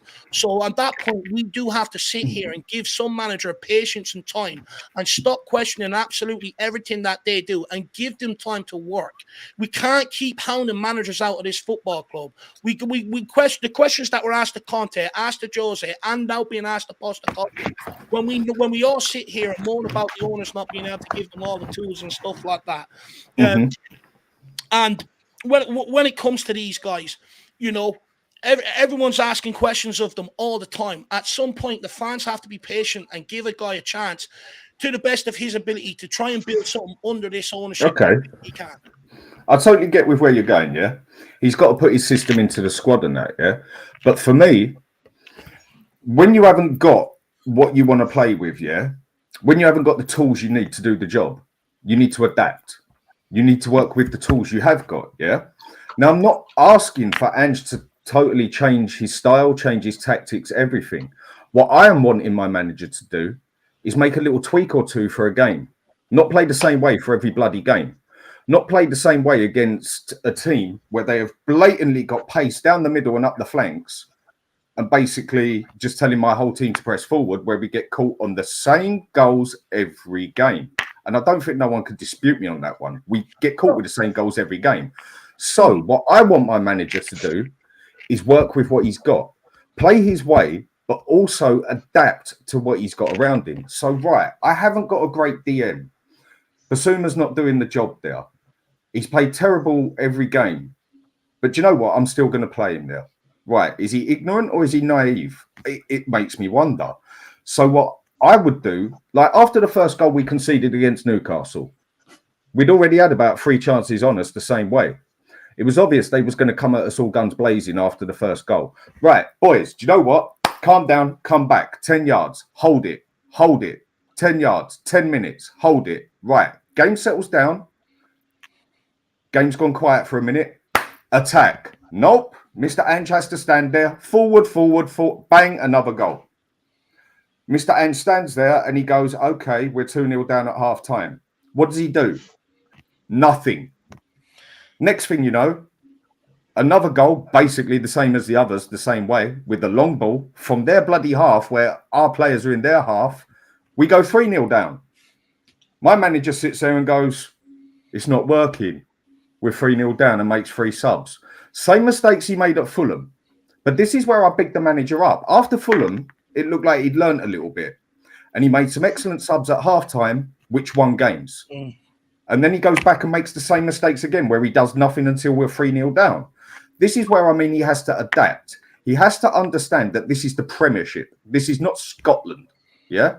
This is not Celtic versus Rangers, and they haven't got to play anybody else. Because if we're honest, in Scotland, most people can't even name the 12 people in the 12 clubs in the bloody league, let alone, you know? Not many could unless they Google it, yeah? I know I couldn't, but I don't think many others could either, yeah? So he has to adapt to what he's got. And when you haven't got what you need for what you want to play, you then have to work around it instead of trying to put, what's the saying, squares in circles or whatever they want to call it, yeah? Instead of keep trying to do that, which he does. And he just doesn't want to change his way in any means or manner. So get your style across to your players. This is how we play. This is how I want to play. But when in a game it is blatantly not working, at least tell your defenders, come back 10 yards, slow the game down, chill out, pass it about, calm down. No, straight up the other end of the pitch. And within 2 minutes, we concede the same goal into the second half. Same sort of goal again, because we're pressed so far higher up the pitch. And then he makes 3 subs at 3-0 down. Nothing wrong with the system. But I do totally agree with what you're saying in the aspect of he's got to hammer it into his players to play the way he wants to play. And he needs the right players to do it. But he hasn't got the right players to do it. So a good manager, a quality manager like Conte would adapt to what he's got and tell his whole team to sit back. Because like hell could any of that team defend? I mean, look, who did he have in defence? What, Sanchez, Dyer, Longley, Davis on the wing, Porro, who was totally useless. So he tells them to come back because he knows then going forward they're going to get hurt. Let me ask you though, nothing. Let me ask you though, right? Go for it. Jose suffered for changing to the opposition. It cost him his job. So did Antonio Conte. With Ange Postecoglou, I think half of sticking to his principle is to pull it blatantly on display in front of everybody, in front of the Spurs fans, in front of the owners, week in, week out. You want what you hired me for? You give me the players to play. If I start adapting to you, that's where you start messing me around in the transfer window and stuff like that. And I think that's why he's doing what he's doing, to try and make it crystal clear to everybody. The pundits are talking about it, fans talking about it and stuff like that. If he adapts to the opposition, come the transfer window, they'll go, oh, no, you don't need this. You don't need that. We'll bring in this guy. You work with this guy and stuff like that. We'll tell you what's best. Whereas if there is flaws and everything else that are blatantly exposed, if they want to keep Ange Postecoglou, they have to give him the players that he wants. Yep, I can totally agree with that. But let me on the get defense of it. Let me get Christian as well, because you guys have been speaking for all right, just one thing on the defense of it, yeah? Go on. Now, I personally don't want Champions League, yeah? This club, if we play this style with this set of players in Champions League, we are going to get torn a new one to the point where we all walk like John Wayne. It is going to get hurt. It will get the meltdowns will be horrific. Exactly. It will be painful. And that is no lube, nothing. It will hurt. I just want to see him adapt little things for certain games, or when it's not working, just calm down a little bit. Not just be so. This is where I just struggle to think. Is my manager? No. I just think at the moment, is he naive or is he ignorant? Or is it just he's stubborn? I can only judge on what I see, same as the rest of us. And I haven't seen him change nothing for nothing. Maybe he will change everything in the next game. But come on, if we're going to be serious, he's not going to get the players he needs. Because to play this style of football in the Premier League and play it game for game, you need a team as good as City. That is never going to happen at Spurs. Ever going to happen at Spurs. And his style is not good. The Premiership is too good for him to play that way against every team. Now, half of them, fine. But there's certain teams you just cannot play that way, because otherwise you get torn a new one. And we get torn a new one by Fulham, by Newcastle, half team. Same goals every game. 2 clean sheets for 25 games. And then we got to play... What? We still got to play Chelsea. We still got to play Liverpool. We still got to be Man City. We still got to do Arsenal. We go and play that way against that lot. Mate, you might as well get the sandpaper out as well.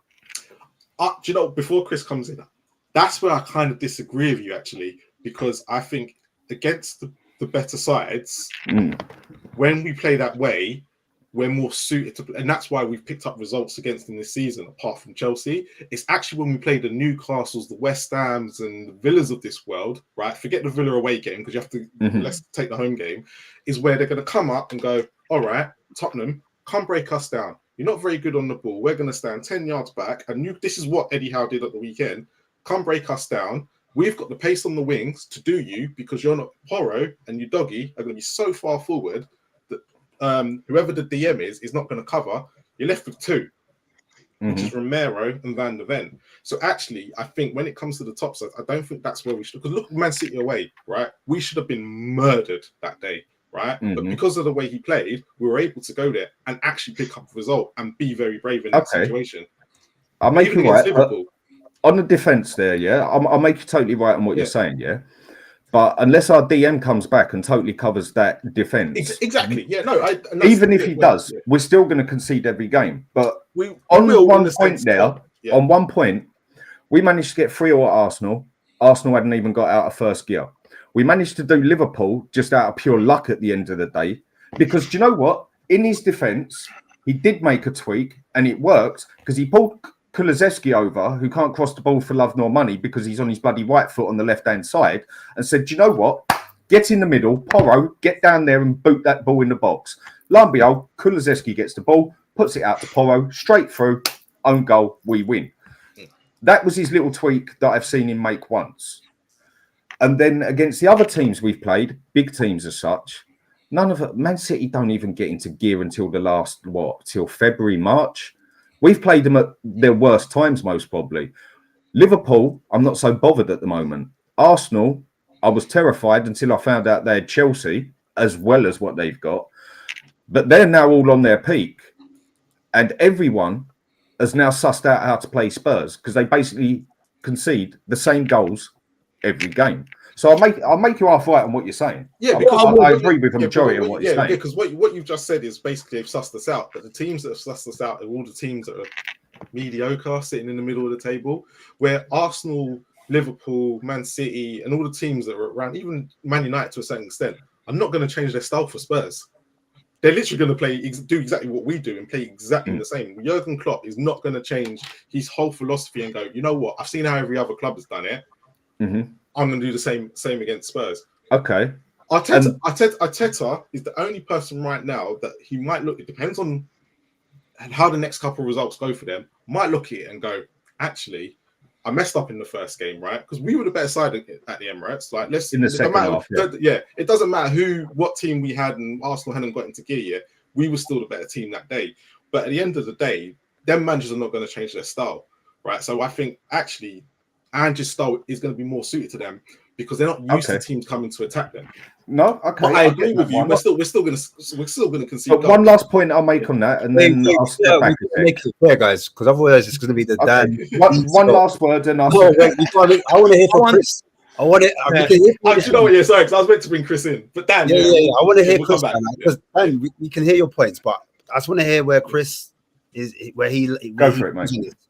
And do you think along the lines of Dan E, where against the low block teams, Ange does need to tweak it, like maybe one of the fullbacks goes up and one of them stays, for example. Maybe the defensive midfielder drops into, the centre back role, where we become a rest defense of free at the back, so we're not too exposed at times. And then one of the midfielders come in to protect us, to stop us from being counter-attacked so many times. Or do you have the notion that this is the first season, what Dave Irish was saying, this is the first season, we need to learn the hard way? And obviously, Ange said, we're going to take a few hide-ins. This is the hide-ins that we're going to take. And this is part of the learning curve that we need to go through to see who fits the system, what works for a system, like who's ready, who's got the mentality, who's got the bravery.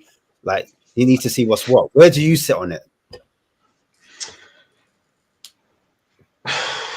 It's so nuanced, and it's so difficult to, I don't know. Listen, a lot of teams that play low block against us, they have to, because they're going to get hiding. right? Whilst, in my opinion, what Marlon was saying is that Klopp, Arteta, and Guardiola, they're not, and we're probably going to have a better chance against them because they have their way of, they have their style and they have their tactic, and they suit us better because they play open play football. They don't play low block, right? Maybe a certain point of the match they have to low block because we dominate more. Our style is possession-based football, right? And more often than not, we're going to have the ball more than them, perhaps, right? Of course, that's there, to see in the games left up. But for example, Eddie Howe learned that if you play a certain style against us, you're going to get whipped, and they got whipped in the first, 4-1. I think that it was 4-1 at home. They got whipped.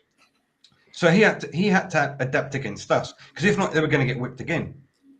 So it's not so much, and I understand people's criticism of Ange tweaking, and he doesn't tweak, and he has to tweak, and he must, and the style is wrong, and the tactics are wrong, and that's fine. But the guy who's clueless, that only plays against St Mirren and Falkirk and Ross County, right, and that he's great at doing that, he's sitting fifth in a league that apparently he's out of his depth, that his style is useless and his tactics are crap, and that he hasn't got a clue about defending, and that he needs Giovanni Villa back or the next best thing, and all of this, right? I understand everybody's opinion. I respect everybody personally.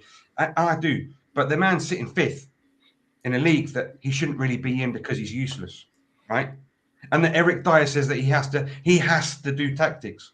Well, does he? He has to do tactics the way that Conte does tactics, right? So let's not disregard and kick this man to the ground, because he's sitting fifth in the best league in the world, right? And he could end up fourth in his first time in the EPL, right? So yes, does he tweak? Does he change? He probably changes more than people give him credit for, right? And probably realize that he tweaks.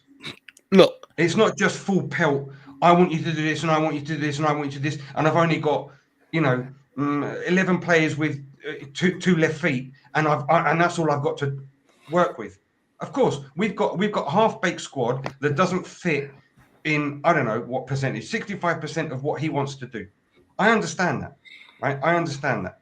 Okay, I understand that, but yeah, go on, Ash. The other. Sorry. No, go on, Chris. Go on. But I'm sure that his man management, yeah, okay, we're getting spanked 3-0 and he changes, yeah, but it's not because of maybe, and that's what people don't understand, right? Or that's what it seems. Maybe a player is tired, because I'm not at the stadium. I don't go. I live in another country. Then take him off the Maybe bloody there pitch. are other things that we just don't notice. Okay. Then take him off the pitch before you're 3-0 down. I've been 25 minutes quiet. Can I just get it? And it's you again, Dan. Can you please at least respect the fact that I'm talking? Is that okay? It's all right, darling. Thank you very much. I mean, really. So it says more about you than it does me, mate. So just take that into consideration. Okay. So it's more than about just two-dimensional thinking about it. Okay, it's what happens on the pitch, what's going through a player's mind. If a player is what his perspective is if my player is being overcome by this man marking, because so I need to change him because maybe Højbjerg is better than Bissouma at doing this, or maybe Betancourt has to come off because I see that in his face he's struggling. It's perceptions, it's nuances. He's the manager. He's the one that gets paid for it. I totally back him. And at the end of the day, if he gets screwed for it, it's on him. But I totally back him to get screwed for it, because he's the one that gets paid. And he's the one that sees more than we do in training, at lunchtime. 100% of the time that he's with those players, he knows a hell of a lot more than we do. And that happens with every manager. You see what I mean? And we are nobody. We are nobody to more than what he is. Do you see what I mean? And we are all opinionators. That's all we are. So I just like to take that into consideration, or like for others to take that more into consideration, that what the grand majority of fans do because to be a manager is not easy. And this guy coming in here and getting the shit that being thrown at his face is not easy. And he's sitting 5th, possibly 4th in his first year. Look, and I don't get paid to promote him. What I will say is, I do think, look, everyone's entitled to their opinion on this football club. We all pay to support it in one way or another, right? You know, we're passionate about it and stuff like that. Yeah. Look, I do agree with Chris to a degree that, you know, there is a lot of, you know, stuff aimed at Ange that he's being found out and stuff. But you look at the teams that sit him above him. Emery's had his Villa squad longer than Ange. Klopp at Liverpool, Arteta at Arsenal, and Guardiola at City. They've all had a lot longer to work with their squads, get their squads into shape and stuff like that. Everyone else below us, you know. So when you look at the context of the teams ahead of us and everyone else below us, I don't think he's being found out to a certain degree.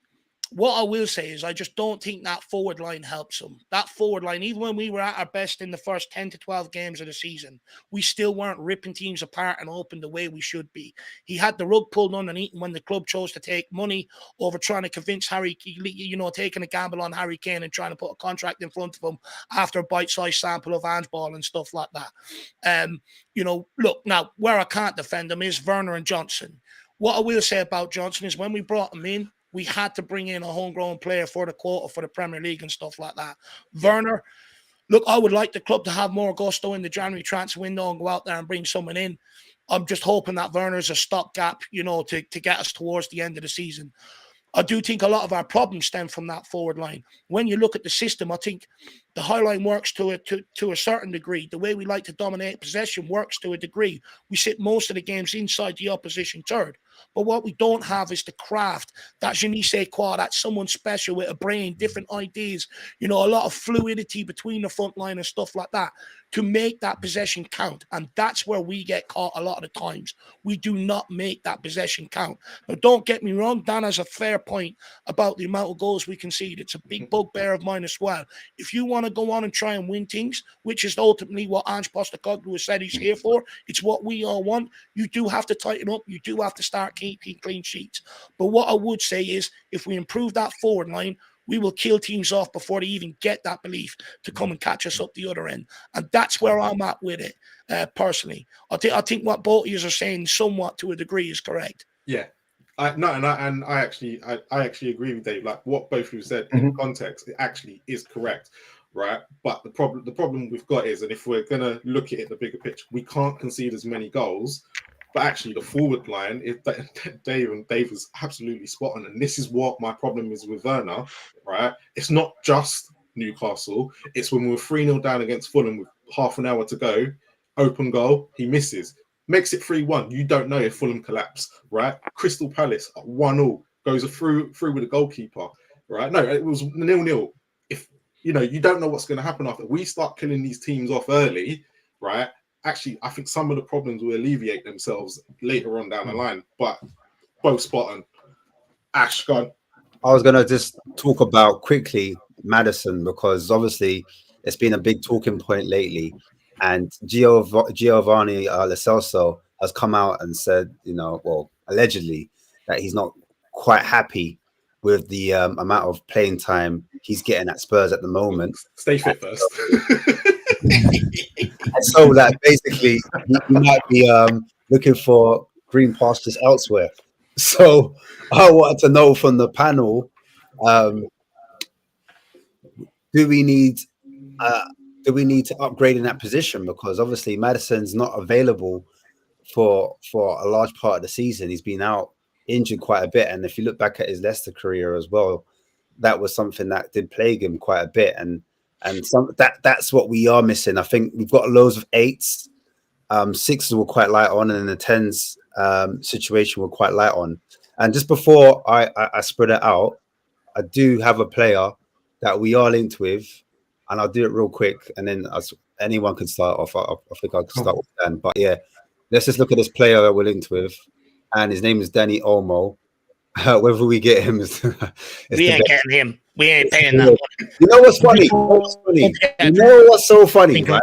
Before he went to RB Leipzig, I wanted him so, like, I wanted to come to Spurs so bad, and we were linked with him before he went over. But I just think it's a pipe dream. It's just paper talk. But I still think if we're gonna show ambition, for me, and we're going after titles, and Ange wants to win stuff, and wants trophies. These are the type of players, in my opinion, that I would look at. And I think if we are, in a position financially where we could spend big and we've got that money, why not? 29 million he went for from Dynamo Zagreb. That's when I used to look at him and I thought, oh, this guy looks quality. And he was a kid then. And obviously he's matured since then. 4 goals, 5 assists. He's in a 4-2-2 formation in RB Leipzig. They play attacking football and they switch it up quite a lot as well tactically. But there's his heat map. He predominantly is on the right hand side as well. But yeah, as you see on his heat map, he's all over the pitch. But yeah, basically, but forwards, there's his FB ref. But yeah, let's get into it. Goal threat, different types of goals he scores. In that area, you want someone that can finish their dinner, unlike you know who. And he's a quality player for me. He's played for Spain under 21 level, the men's level as well. And he finishes from outside the box. Someone that, if Maddison's not playing well, he can step up. He can even step ahead of Maddison, in my opinion. The types of finishes he's doing. Like Maddison used to shoot a lot from outside the box, but for some reason this season hasn't been doing it. This kid here, he's got all types of finishes, inside the box, outside the box, finishes in the top corner, you just name it. And like, yeah, for me, this is the type of quality we need to be looking at. If we're going to be data-led as well, that's what we're saying. I think we could do a bit of both, data-led and some players that are already proven that can get us to that next level. Do you know what I mean? Because there's no guarantee that data-led will work. Same way that there's no guarantee that this way will work either. But I like to show us ambition. Someone that's been there, done it in Champions League as well, international level. He's doing that. You can see in his possession, sticky foot. Look, can't get the ball off him. And sometimes you need a player that can take it up the pitch for you, alleviate pressure, and somehow help on momentum. Because at times we lose the balls in these type of areas. But when you've got a player that can go on either wing in the midfield, doesn't mind it, doesn't mind that responsibility, can take it by the scruff of the neck, can drop a shoulder, can flick the ball, manipulate the ball in different ways, commit more than one player with him, and that opens up spaces for other players. He does it. Controls. You can see control his first touch, how he brings other players into the game. It's not just showboating. It's not just little flicks and stuff. He's actually looking with his head up. He plays with his head up a lot, finds players in the pockets, in the spaces, in the box, and has a decent weight of pass as well. The clips I had was even longer. So this is me reducing the clip. Just imagine like, how much footage I had of this actual brother. It's mad. But yeah, I forget he's Spanish as well because he played for Dynamo Zagreb. Actually, he's a part of Barcelona's youth setup, and you can tell that by the way he manipulates the ball, his first touch. Ange did say he was looking for, or from what I can see, he's looking for more technical players. This is a player that is technical, something that I feel like would improve our team and improve our first 11. It's not about trying to buy squad depth, in my opinion. It's about improving the first 11, and that first 11 then goes into the bench, and that's how you build your teams. But as you can see again, left foot, right foot, he doesn't mind. Intricate. He's not one-footed like Lo Celso. Lo Celso has to turn onto his foot. This guy can play on both feet, carry up the pitch, dribble, and protect the ball. And that's what you need. Someone that can protect the ball and just do a number for us. But yeah, question was about Maddison. And Danny, we'll start with you, bro. Okay. What's going on with Madders? Do you like him in that playing in that 6 role sometimes? Is there a reason that he plays in that 6 role because maybe we don't have it? Is he getting in Basuma's way? How do you see it? What do you call it, Maddison? Well, the way I see it at the moment is I just find it strange how no players are really shooting from out of the box apart from one game. They're not doing it. That's all they're doing is tip, tap, and waiting for that chance to tap it in the back of the net. That might be the players, or it might just be what the managers told them to do. Who knows? We wouldn't know anything because we're not managers. And the other point with it, Maddison has just not been on form since he's been injured. And we did get warned by Leicester City for this. I mean, I was screaming for Maddison for 2 years. I think he's an excellent player. But there's 2 questions with it. Why is he dropping so low? Is he dropping so low because he's been told to? Or is he dropping, 3 points to it? Or is he dropping so low because he can't get the ball? Or is he actually dropping so low because those inverted wing backs are blocking it up so much up there with him that he ain't actually got no space to move? Because the amount of times that I've seen it up there and you've got both of them up there and he's sort of like what you showed on there, you got 3 people within like 12 yards of each other sort of thing, like 6 that way, 6 that way. I don't know.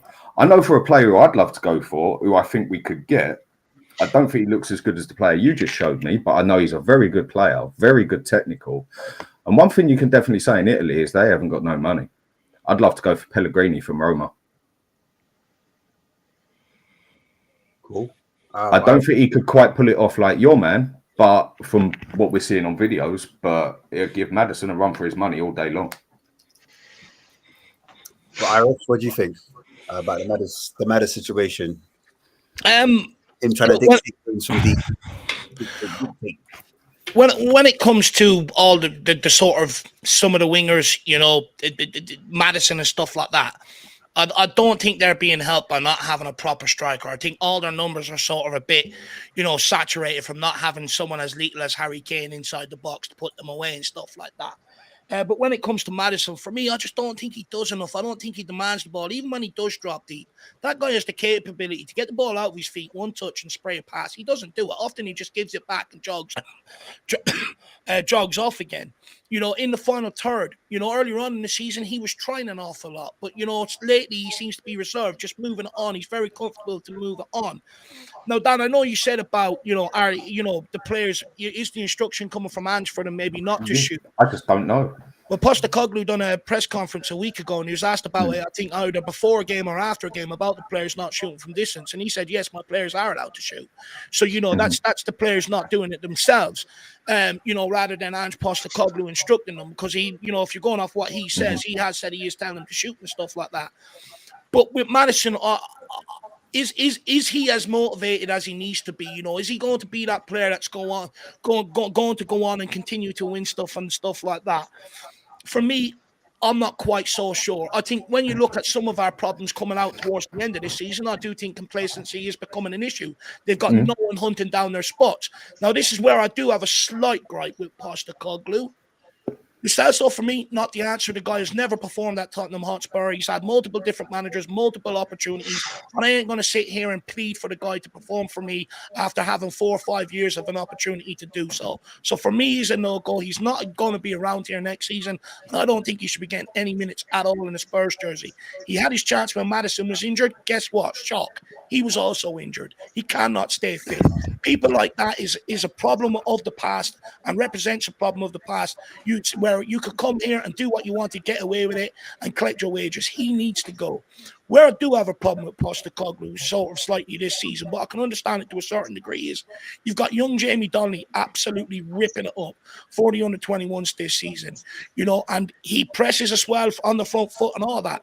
For me, why not try and create a bit of competition there and, you know, put Donny on the bench and stuff like that and have him hunting down someone like James Maddison position. But on the contrary, ideally you want to be giving your youngsters an opportunity when the team is settled, when the squad is settled, to give them their best opportunity to thrive. So that's potentially maybe why he hasn't done something like that. But for me, when we did sign Maddison, I did think Maddison would be a good signing to a certain degree, but I did have questions around maybe does he let the ego get the best of him and stuff? Does he get the best out of himself week in, week out? A guy that I originally wanted in here over Maddison was actually Pedro Gonçalves from Sporting Lisbon. I absolutely really like that guy. I think he solves a lot of problems. He can play anywhere across the front three. He can play a cam if you like. He can play in the midfield. I think he'd be an ideal signing for Tottenham Hotspur. But with Maddison, he needs competition. Agreed. Chris? Complacency from Maddison. I agree with Dave. I think he needs competition to up his game, because if you're not pressured, if you think you've got it and you're going to play week in, week out, you're not pushing yourself. You just, oh yeah, I'm on the team sheet again. I'm in the starting 11. Oh yeah, well that's me. And you just don't push yourself. And I agree with that. Totally, 100%. Gonçalves at Sporting Lisbon, they've got a host of players one of our boys, Marcus Edwards. Well, yeah, there you go. Well, there's number one on the list already, Dave. But Gyökeres, striker, who's ex Coventry. Well, it just goes to show that you don't have to come from a great big place with great big stars on top of your head and costing hundreds of millions of pounds to be a great player. And he did it at Coventry, great, and he's doing it at Sporting Lisbon. Gonçalves, they've got a centre back as well. They got their Hjulmand, I think he's a centre, he's like a number 6 as well. So they've got great players out there. But Maddison, I think, yeah, to a certain extent, he's lying so deep because when Spurs, when they the build-up play is that the fullbacks invert, so they go forward. And then, so you're left with two defenders like Mickey and Romero. You got your 2 holding midfielders, right?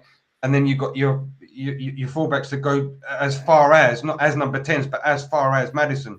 So then, of course, they don't. It's not that they get in their way, but of course, then Maddison has to come back, split the two, and he's the one that's actually ball playing from that deep. So, I mean, is that what he wants? Should he be shooting? Or if what Dave said and Ange says is true, then, and I've got no reason to doubt that, of course they should be shooting. Why not? Yes, if they got the opportunity, of course. But it's all on the players. And we've seen this pattern in tonight's show. It seems like the players are the ones at fault. At Newcastle, we can dissect the goals, as you've done so brilliantly with the videos, and you can see player complacency. Player hasn't tracked back. Player hasn't held the ball up. Brennan on the. I don't see the manager there. I can see the manager not correcting that and saying, "Hey, next time you see a ball, hit it, or do this, or do that, or hold on to your man," or correcting that, and stuff. But if it isn't on the player, if Maddison doesn't shoot, it's because Maddison doesn't shoot. It's not Ange saying, "Hey, mate, keep the ball, don't shoot. Oh, we got a goal opportunity, but don't bloody shoot, mate. I don't want to score." Can you see any manager saying that?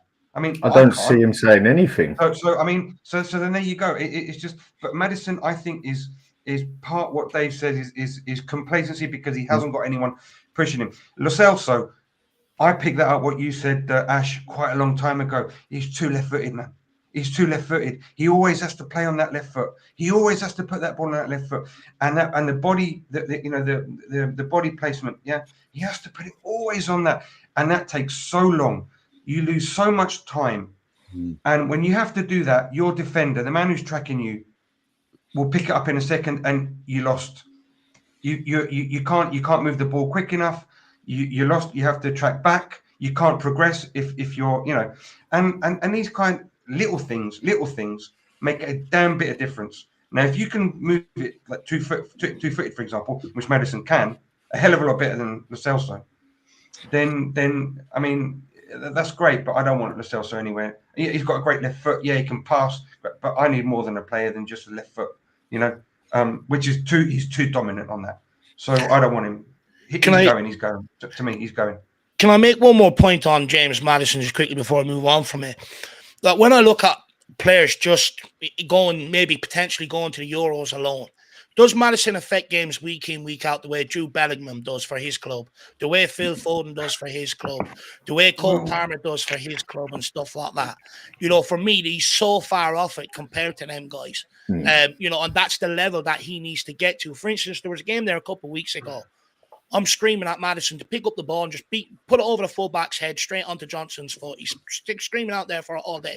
He's done it twice. Why aren't we seeing more of that from James Maddison? That's what he's in the team to do. He's there to get the ball off the midfield, get turned, and start feeding the runs over the front line, start playing them and stuff like that. And right now, he is playing completely within himself in that regard. I've just got one question. Just one question, quick. I just want to pick up on something you said there, Chris, yeah? And do you know what? Fair play, mate. I agree with pretty much 90% of what you said. And Dave, yeah. Well, it's a 10% I worry about that you don't agree with. Well, I'm about to question. So obviously, Postecoglou, he doesn't tell him, like from what Dave said and that, he doesn't tell him not to shoot outside the box. I mean, I wasn't stating he did or didn't. I just don't know. The other issue I will bring up with Postecoglou is you might as well give him an armchair, a straw hat, and a can of Fosters, because that's all he does. He's sit there like that. So if he actually wants these players to shoot outside the box and they're just playing tippy-tappy, but he's too busy having his can of Fosters, shouldn't he be going, boys, shoot, do something, don't do this, do that. No, my man stands there like that. He might as well have a straw out his mouth as well. I'll tell you what, give him a joint at the same time. Because he don't do nothing. He just stands there looking pretty. Well, not very pretty. But shouldn't he be like telling them to do that then if he wants them to do it? Because he doesn't. Well, I don't know if he does because I don't know. I don't go to the stadium, as I said before. And those that go to the stadium can and are near and that can witness that in firsthand can answer your question. I can't answer that, but what I can say is that not every manager is the same, and not every manager conducts themselves and says that, and so and we can't expect the manager to be what we want them to be. You see what I mean? They have their own way of dealing with it, their own way. I agree, and they expect players to do what through inertia, through what they've done on the training pitch, right? Because you play as you train, okay? Right? You play as you train, right? But as a manager, and that is basic. Sorry? But as a manager, you're meant to be controlling things. Now, I get it. You tell them at half time, like, right, get your finger out. You're doing it wrong. But when it's not going right there, do you just stand there and go, oh, well, I've told them what to do. If they're not doing it properly, I'll tell them later. But, can I quickly answer but we have seen him say, pass the ball, pass. Oh, and we've seen it like, I don't know, when was it? I mean, at least I've seen it because I like to look at these things and look back. And I mean, but I don't know exactly when the images were from, but I think it was from last home game or the one before. I don't know whether it was Nottingham Forest at home or the one before that. But you could see he was like, possibly seemed like he was either talking to himself or talking to the players, but obviously with the noise, I don't know if that message got across. But he was like saying, pass the ball, or whatever it was, whatever that command was, that order was, the command was. And it was, and it was like, well, he does. We know that he does do stuff, but then other times he might not feel that it's necessary because it's just an innate thing that a player should know what to do. Because you're a professional footballer, and what Dave was saying, ping it over the top. You should be able to see that man. You should be able to see that run down the right flank, or in between the defender, or that movement that you've done in that 3 versus 3, and one man and the goalkeeper in the small-sided games that you're doing tactically from Monday to Friday. You should know that because you're training that. That should be inherent in what you're doing. You see what I mean? It shouldn't be something that Ange has to say. Now ping it over the top. No. Let Dubravka find us out because you're saying it to Werner because that's inherent. That's one thing I would say is what I think we're maybe missing here is, look, I do get the point that Dan's making, right? We've had Conte, Josie, they're electric on the sideline, constantly issuing out instructions and stuff, right? And maybe he doesn't help himself to that large degree because a lot of, the persona around him is that he's calm, laid back. Well, I think what we miss is an interview he gave at the start of the season, when he sort of first arrived. He puts the onus on the players. He lets the players, figure itself out and stuff like that. And I think when he does that, personally, I think he's looking for the leadership, the leadership group on the pitch to step up, start taking that leadership role, start issuing out instructions, go and speak to players, encourage them or bollock them depending on what they need and stuff like that. I do think because when you look at a lot of what we hear about his training methods and stuff like that, he takes a bit of a step back. He lets the players run that dressing room and stuff like that, and he does put a lot of the onus on the players and that leadership group. And I think personally, look, I think Son's a great ambassador for the club. I think he's a great figurehead, but is he the sort of captain that you need in game to go around, and sort of deal with people? I'm not quite so sure. Madison, vice captain, is he that guy? I'm not quite so sure. But what I would add is, I look around the squad. I think the only one we have that is that guy is Vicario. But unfortunately, we see the goalkeeper cannot affect, how the team plays outfield, being a captain and stuff like that. You need that guy in the heart of the action. And maybe that's someone we might bring in. And it'd be interesting to see if Postecoglou has the balls to take the captaincy and give it to someone else who is that guy. And I think that's maybe where you're saying that you want him to be more like that. I think he is maybe looking for the leaders to step up and be them guys on the pitch rather than him having to do it, if you get what I'm saying. Now, you know what, Dave? Quick point. 100% of what you just said there, I'll go with that, yeah? If that's the way he wants to do it, then fair enough. What you just said there about Vicario, thank you. Thank you. I've been saying this for ages, but I don't want my goalkeepers to bloody captain. Yeah, that's the problem.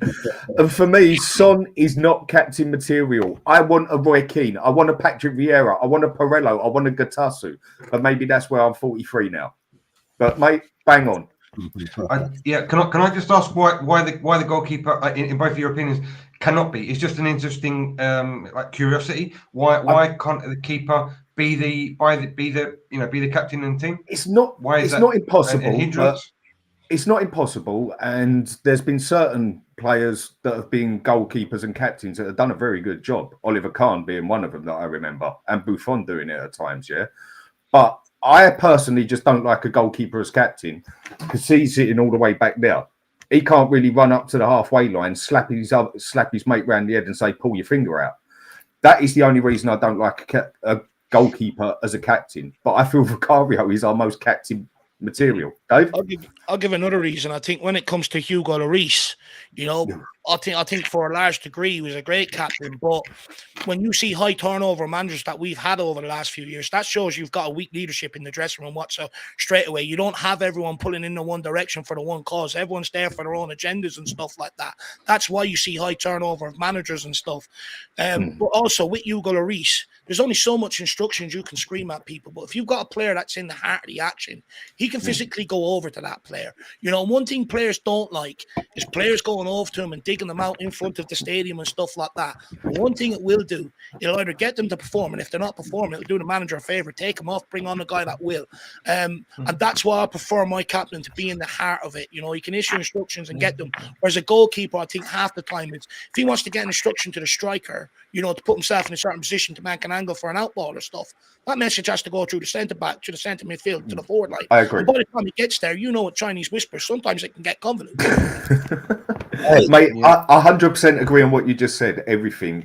It's opinionated at the end of the day, but I just still want my captain to be a Keane or a Roy Keane is my captain. You think that Gerrard was a bad captain? I thought Gerrard was good. I thought he was a good captain. I feel like he's the type of captain that led by example, similar to like what Kane would do. And I thought, I don't know, I could be wrong. Maybe Gerrard spoke a lot, though. He did pump people up. You often see him turn around to people, give me more, and stuff like that. But what I mean is that kind of leadership. Okay, maybe Kane would be a better example where they kind of lead by example, like they grab the game by the scruff of the neck. To be fair, Son's not really been doing that. I think that's where Son needs to turn up, especially now we're coming into these big games. I think a lot of fans will get off his back in terms of being the captain if he performs against the Arsenal, with Chelsea, games that matters. Do you know what I'm saying? There was times that we've been in cup finals or semis, whatever, but he has not really turned up. But I get what you man are saying, because obviously I'm from the era as well where Roy Keane. But look at Kane for England. He is the captain. He never performed. He's in the same way as he did for Spurs as he did for England. And when it came to that crunch moments for England, Kane was a poor captain. Kane is not captain material. I 100% agree with you. He's better when he's the player and everyone works around him. Where Steven Gerrard could do both, and that's the difference. Gerrard could do both, and that's why Liverpool went on to win so many cups and got to Champions League finals, because he'd do that, but he'd also get the team morale up as well. But then you take someone like Roy Keane, who wasn't the best player in the world, but was a great captain. He knew how to kick everyone else up the arse. John Terry. John Terry as a captain. John Terry as well as a captain. Probably not. They're not the greatest of players, but what they did enough for their team to get them out of the situation. Yeah. Would you say that Bentancur or even possibly Højbjerg, because Højbjerg's quite mouthy? Yeah, but Højbjerg's a good captain. I said Bentancur, but he's not a very good player. I said Bentancur. Højbjerg's on his way out this season. Sorry. Sorry, I don't know whether someone was saying anything. I apologise for the interruption. I said Bentancur because of the South American character, the fire. But if he's not performing, then you can't. This is the problem. Your teammates are going to pick up on that, and it's like you have to be the one that's there day in, day out, performing 600% on the pitch, and correcting and doing it. If you're not performing, if you're not showing up, if you're not even in the starting 11. Because you're undoubtable. You are the center. You are the machine. You are the the cogs that make that team work. Well, if you are not considered that by your manager, well, then you can't really be a captain, can you? So he should be captain. You might be opinionated within the dressing room, but that's great. You might have a great fiery character, but if you're not on the pitch, well, and I think that's his downfall, that he's not consistent enough.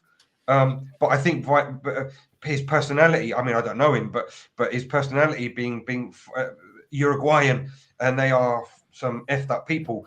You know, and I know a hell of a lot of them. Well, Chris, that can bring you through when you might need it. Who should be captain? Who should be captain in your opinion then? No, I think through the passion that he shows, through this dedication and showing up and everything, I agree on Vicario. But if you want someone to be in the center of the action, like Dave's saying, you have to correct and you have to do this and you have to give an indication to someone. Then I would choose Bentancur because of that fire, because of the Uruguayan character, but he's not consistent enough, and that's where he lacks. So now I don't know who could be captain, because I don't have an answer for that. Don't really have captain material, do we? We really don't, because I shouted at the start, Son is no captain for me. Romero could be a shout. I mean, he's been very clean for the past 10 games and that. He has his moments, but he's definitely one who's got the fire to be a captain. And like I said, I like my captain to be, how shall I put it? I mean, like the fella just said on here, he finds it strange how like Brit's like a dickhead, violent captain and that. I get what he's saying. But yeah, I do like my captain to be like that. I want my captain to be able to grab one of the other players by the scruff of the neck and say, "Get your act together, boy," and slap him around the head. It's just the way, it's the times I grew up in, basically. It wasn't all about, "Oh, do you know what? Come over here, mate. You can give him a kiss on the cheek. Oh, you'll get the next one in there, boy. It's all right. Come on, man. Him on the arse, yeah?" No, I want my captain to slap him around the head and say, "Get your act together, boy." Not I kiss just him. feel like, Go on, Dave. Go on. Well, I was just going to say quickly, for me, captain isn't supposed to be your best friend. The captain is supposed to tell you what you don't want to hear. That's how, he drives players on and stuff like that. What I will say to defend Sonny on this a little bit, I can actually understand when I look at it from take a step back from my initial opinion and look at it from try not be as open as I can. I'm going to defend Sonny a little. The reason why I think he was selected captain, look, first of all, revenue-wise, it's a marketing dream, right? Let's not get that convoluted here. But when you look at the high turnover of players in the summer, the high turnover of players in general since Paratici's arrived, and the high turnover of players that's going to happen again this summer, through that, what you want as your leader is someone that knows this club in, week in, week out. Someone that you think will be your best performer week in, week out. Someone who, has been here for quite some time. A lot of the guys, are only new. And I think that's why Son was made the captain overall for that. But what I would say is, I do think that needs to change further down the line. I agree. Yeah. It's a fair point you've made there, mate. And there isn't really no one else there who knows the club like he does as such. Davies, can you? No, exactly. And I agree with what you've said. You're right in what you're saying. It's just, call me old, stuck in my ways and whatever. Like I say, I think a player needs a slap round the face, not a slap on the arse.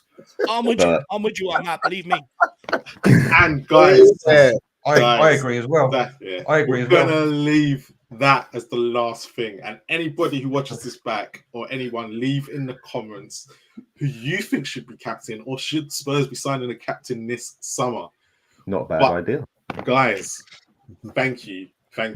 It's been enjoyable and feisty and respectful, right? And that's all we ask on this channel, respectful. Dan, please tell the people where they can find you. Hotspur Hood, I'll be doing quite a few more things as it comes along. I admit with some of my stuff, I am erratic. I just decide, you know what, I want to go online, and I go online. And then other times I say I'm coming online for 30 minutes and it goes on for 4 hours. Like today. Yes. It was only meant to be a quick chat between me and Ellie on who we should sell. And next thing I know, 4 hours went by. And then I got told to get out of the kitchen again by my wife. But yeah, Hotspur Hood, and there'll be plenty more going on there. I'm going to try and get a lot more people on there and get that channel rolling good and proper. So thanks for having me on, Marlon, Ash. It's always a pleasure, mate. Thanks a lot.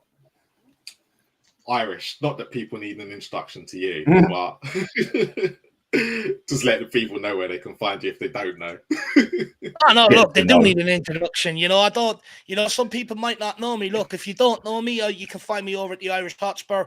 Sort of a bit like Dan to a degree. When I want to go live, I'll go live. When I don't, you know, I just won't.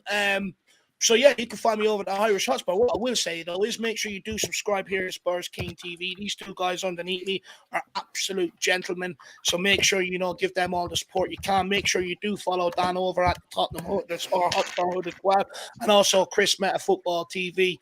So guys, Marlon and Ash, thanks very much for having me. And Dan and Chris, it's been a pleasure to share some screen time with you. Chris, my pleasure. Thank you, man. As it says on the tin, Chris Meta Football TV.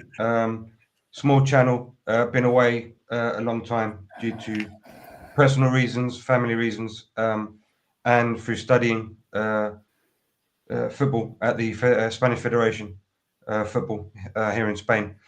And slowly coming back. I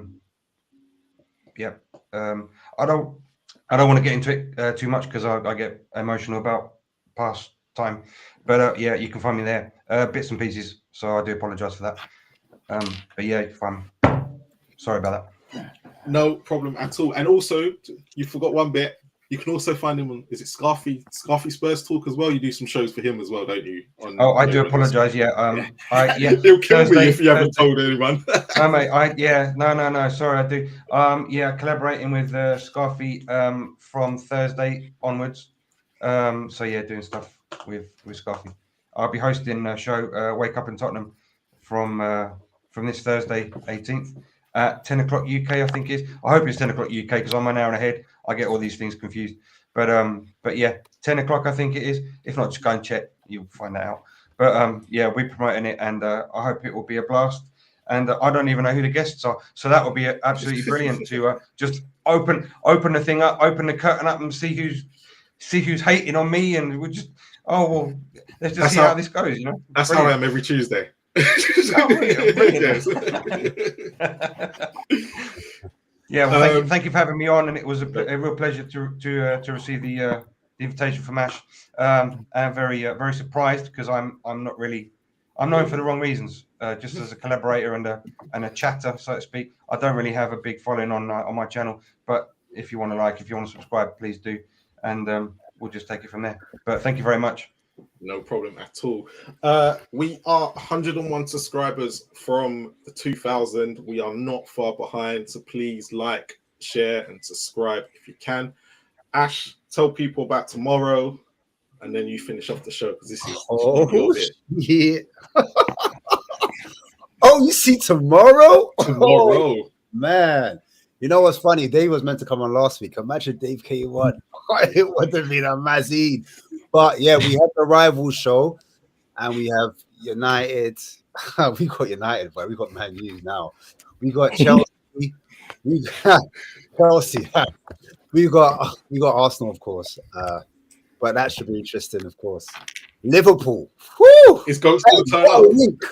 What a week. That's all I can say. Champions League, obviously, tomorrow. So tune in after that because we'll be watching very closely to see what's going on with Harry Kane and Co. But yeah, man, that's what we got tomorrow. So yeah, guys, please do tune in. And yeah, if you haven't subscribed to these lovely people above me, please make sure you do. Big up these men here for coming on. Thanks for coming on as well, guys. You've made the show excellent tonight. I've really enjoyed it. I've been really quiet, just listening to your thoughts. And I like to learn myself. But yeah, big up Marlon as well. Excellent host with the most. But yeah, big up you guys in the chat as well, making the show even more spicy than it really was. And people at home as well, I hope you've enjoyed it if you're watching on the TV sets. But please like, it helps us get out there if you like it. And also thank you to YGG Drassel for his super chat this evening as well. Much appreciated. And obviously, it was great comment to come on the show.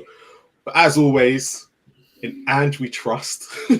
And come on, you Spurs. Come on, you Spurs.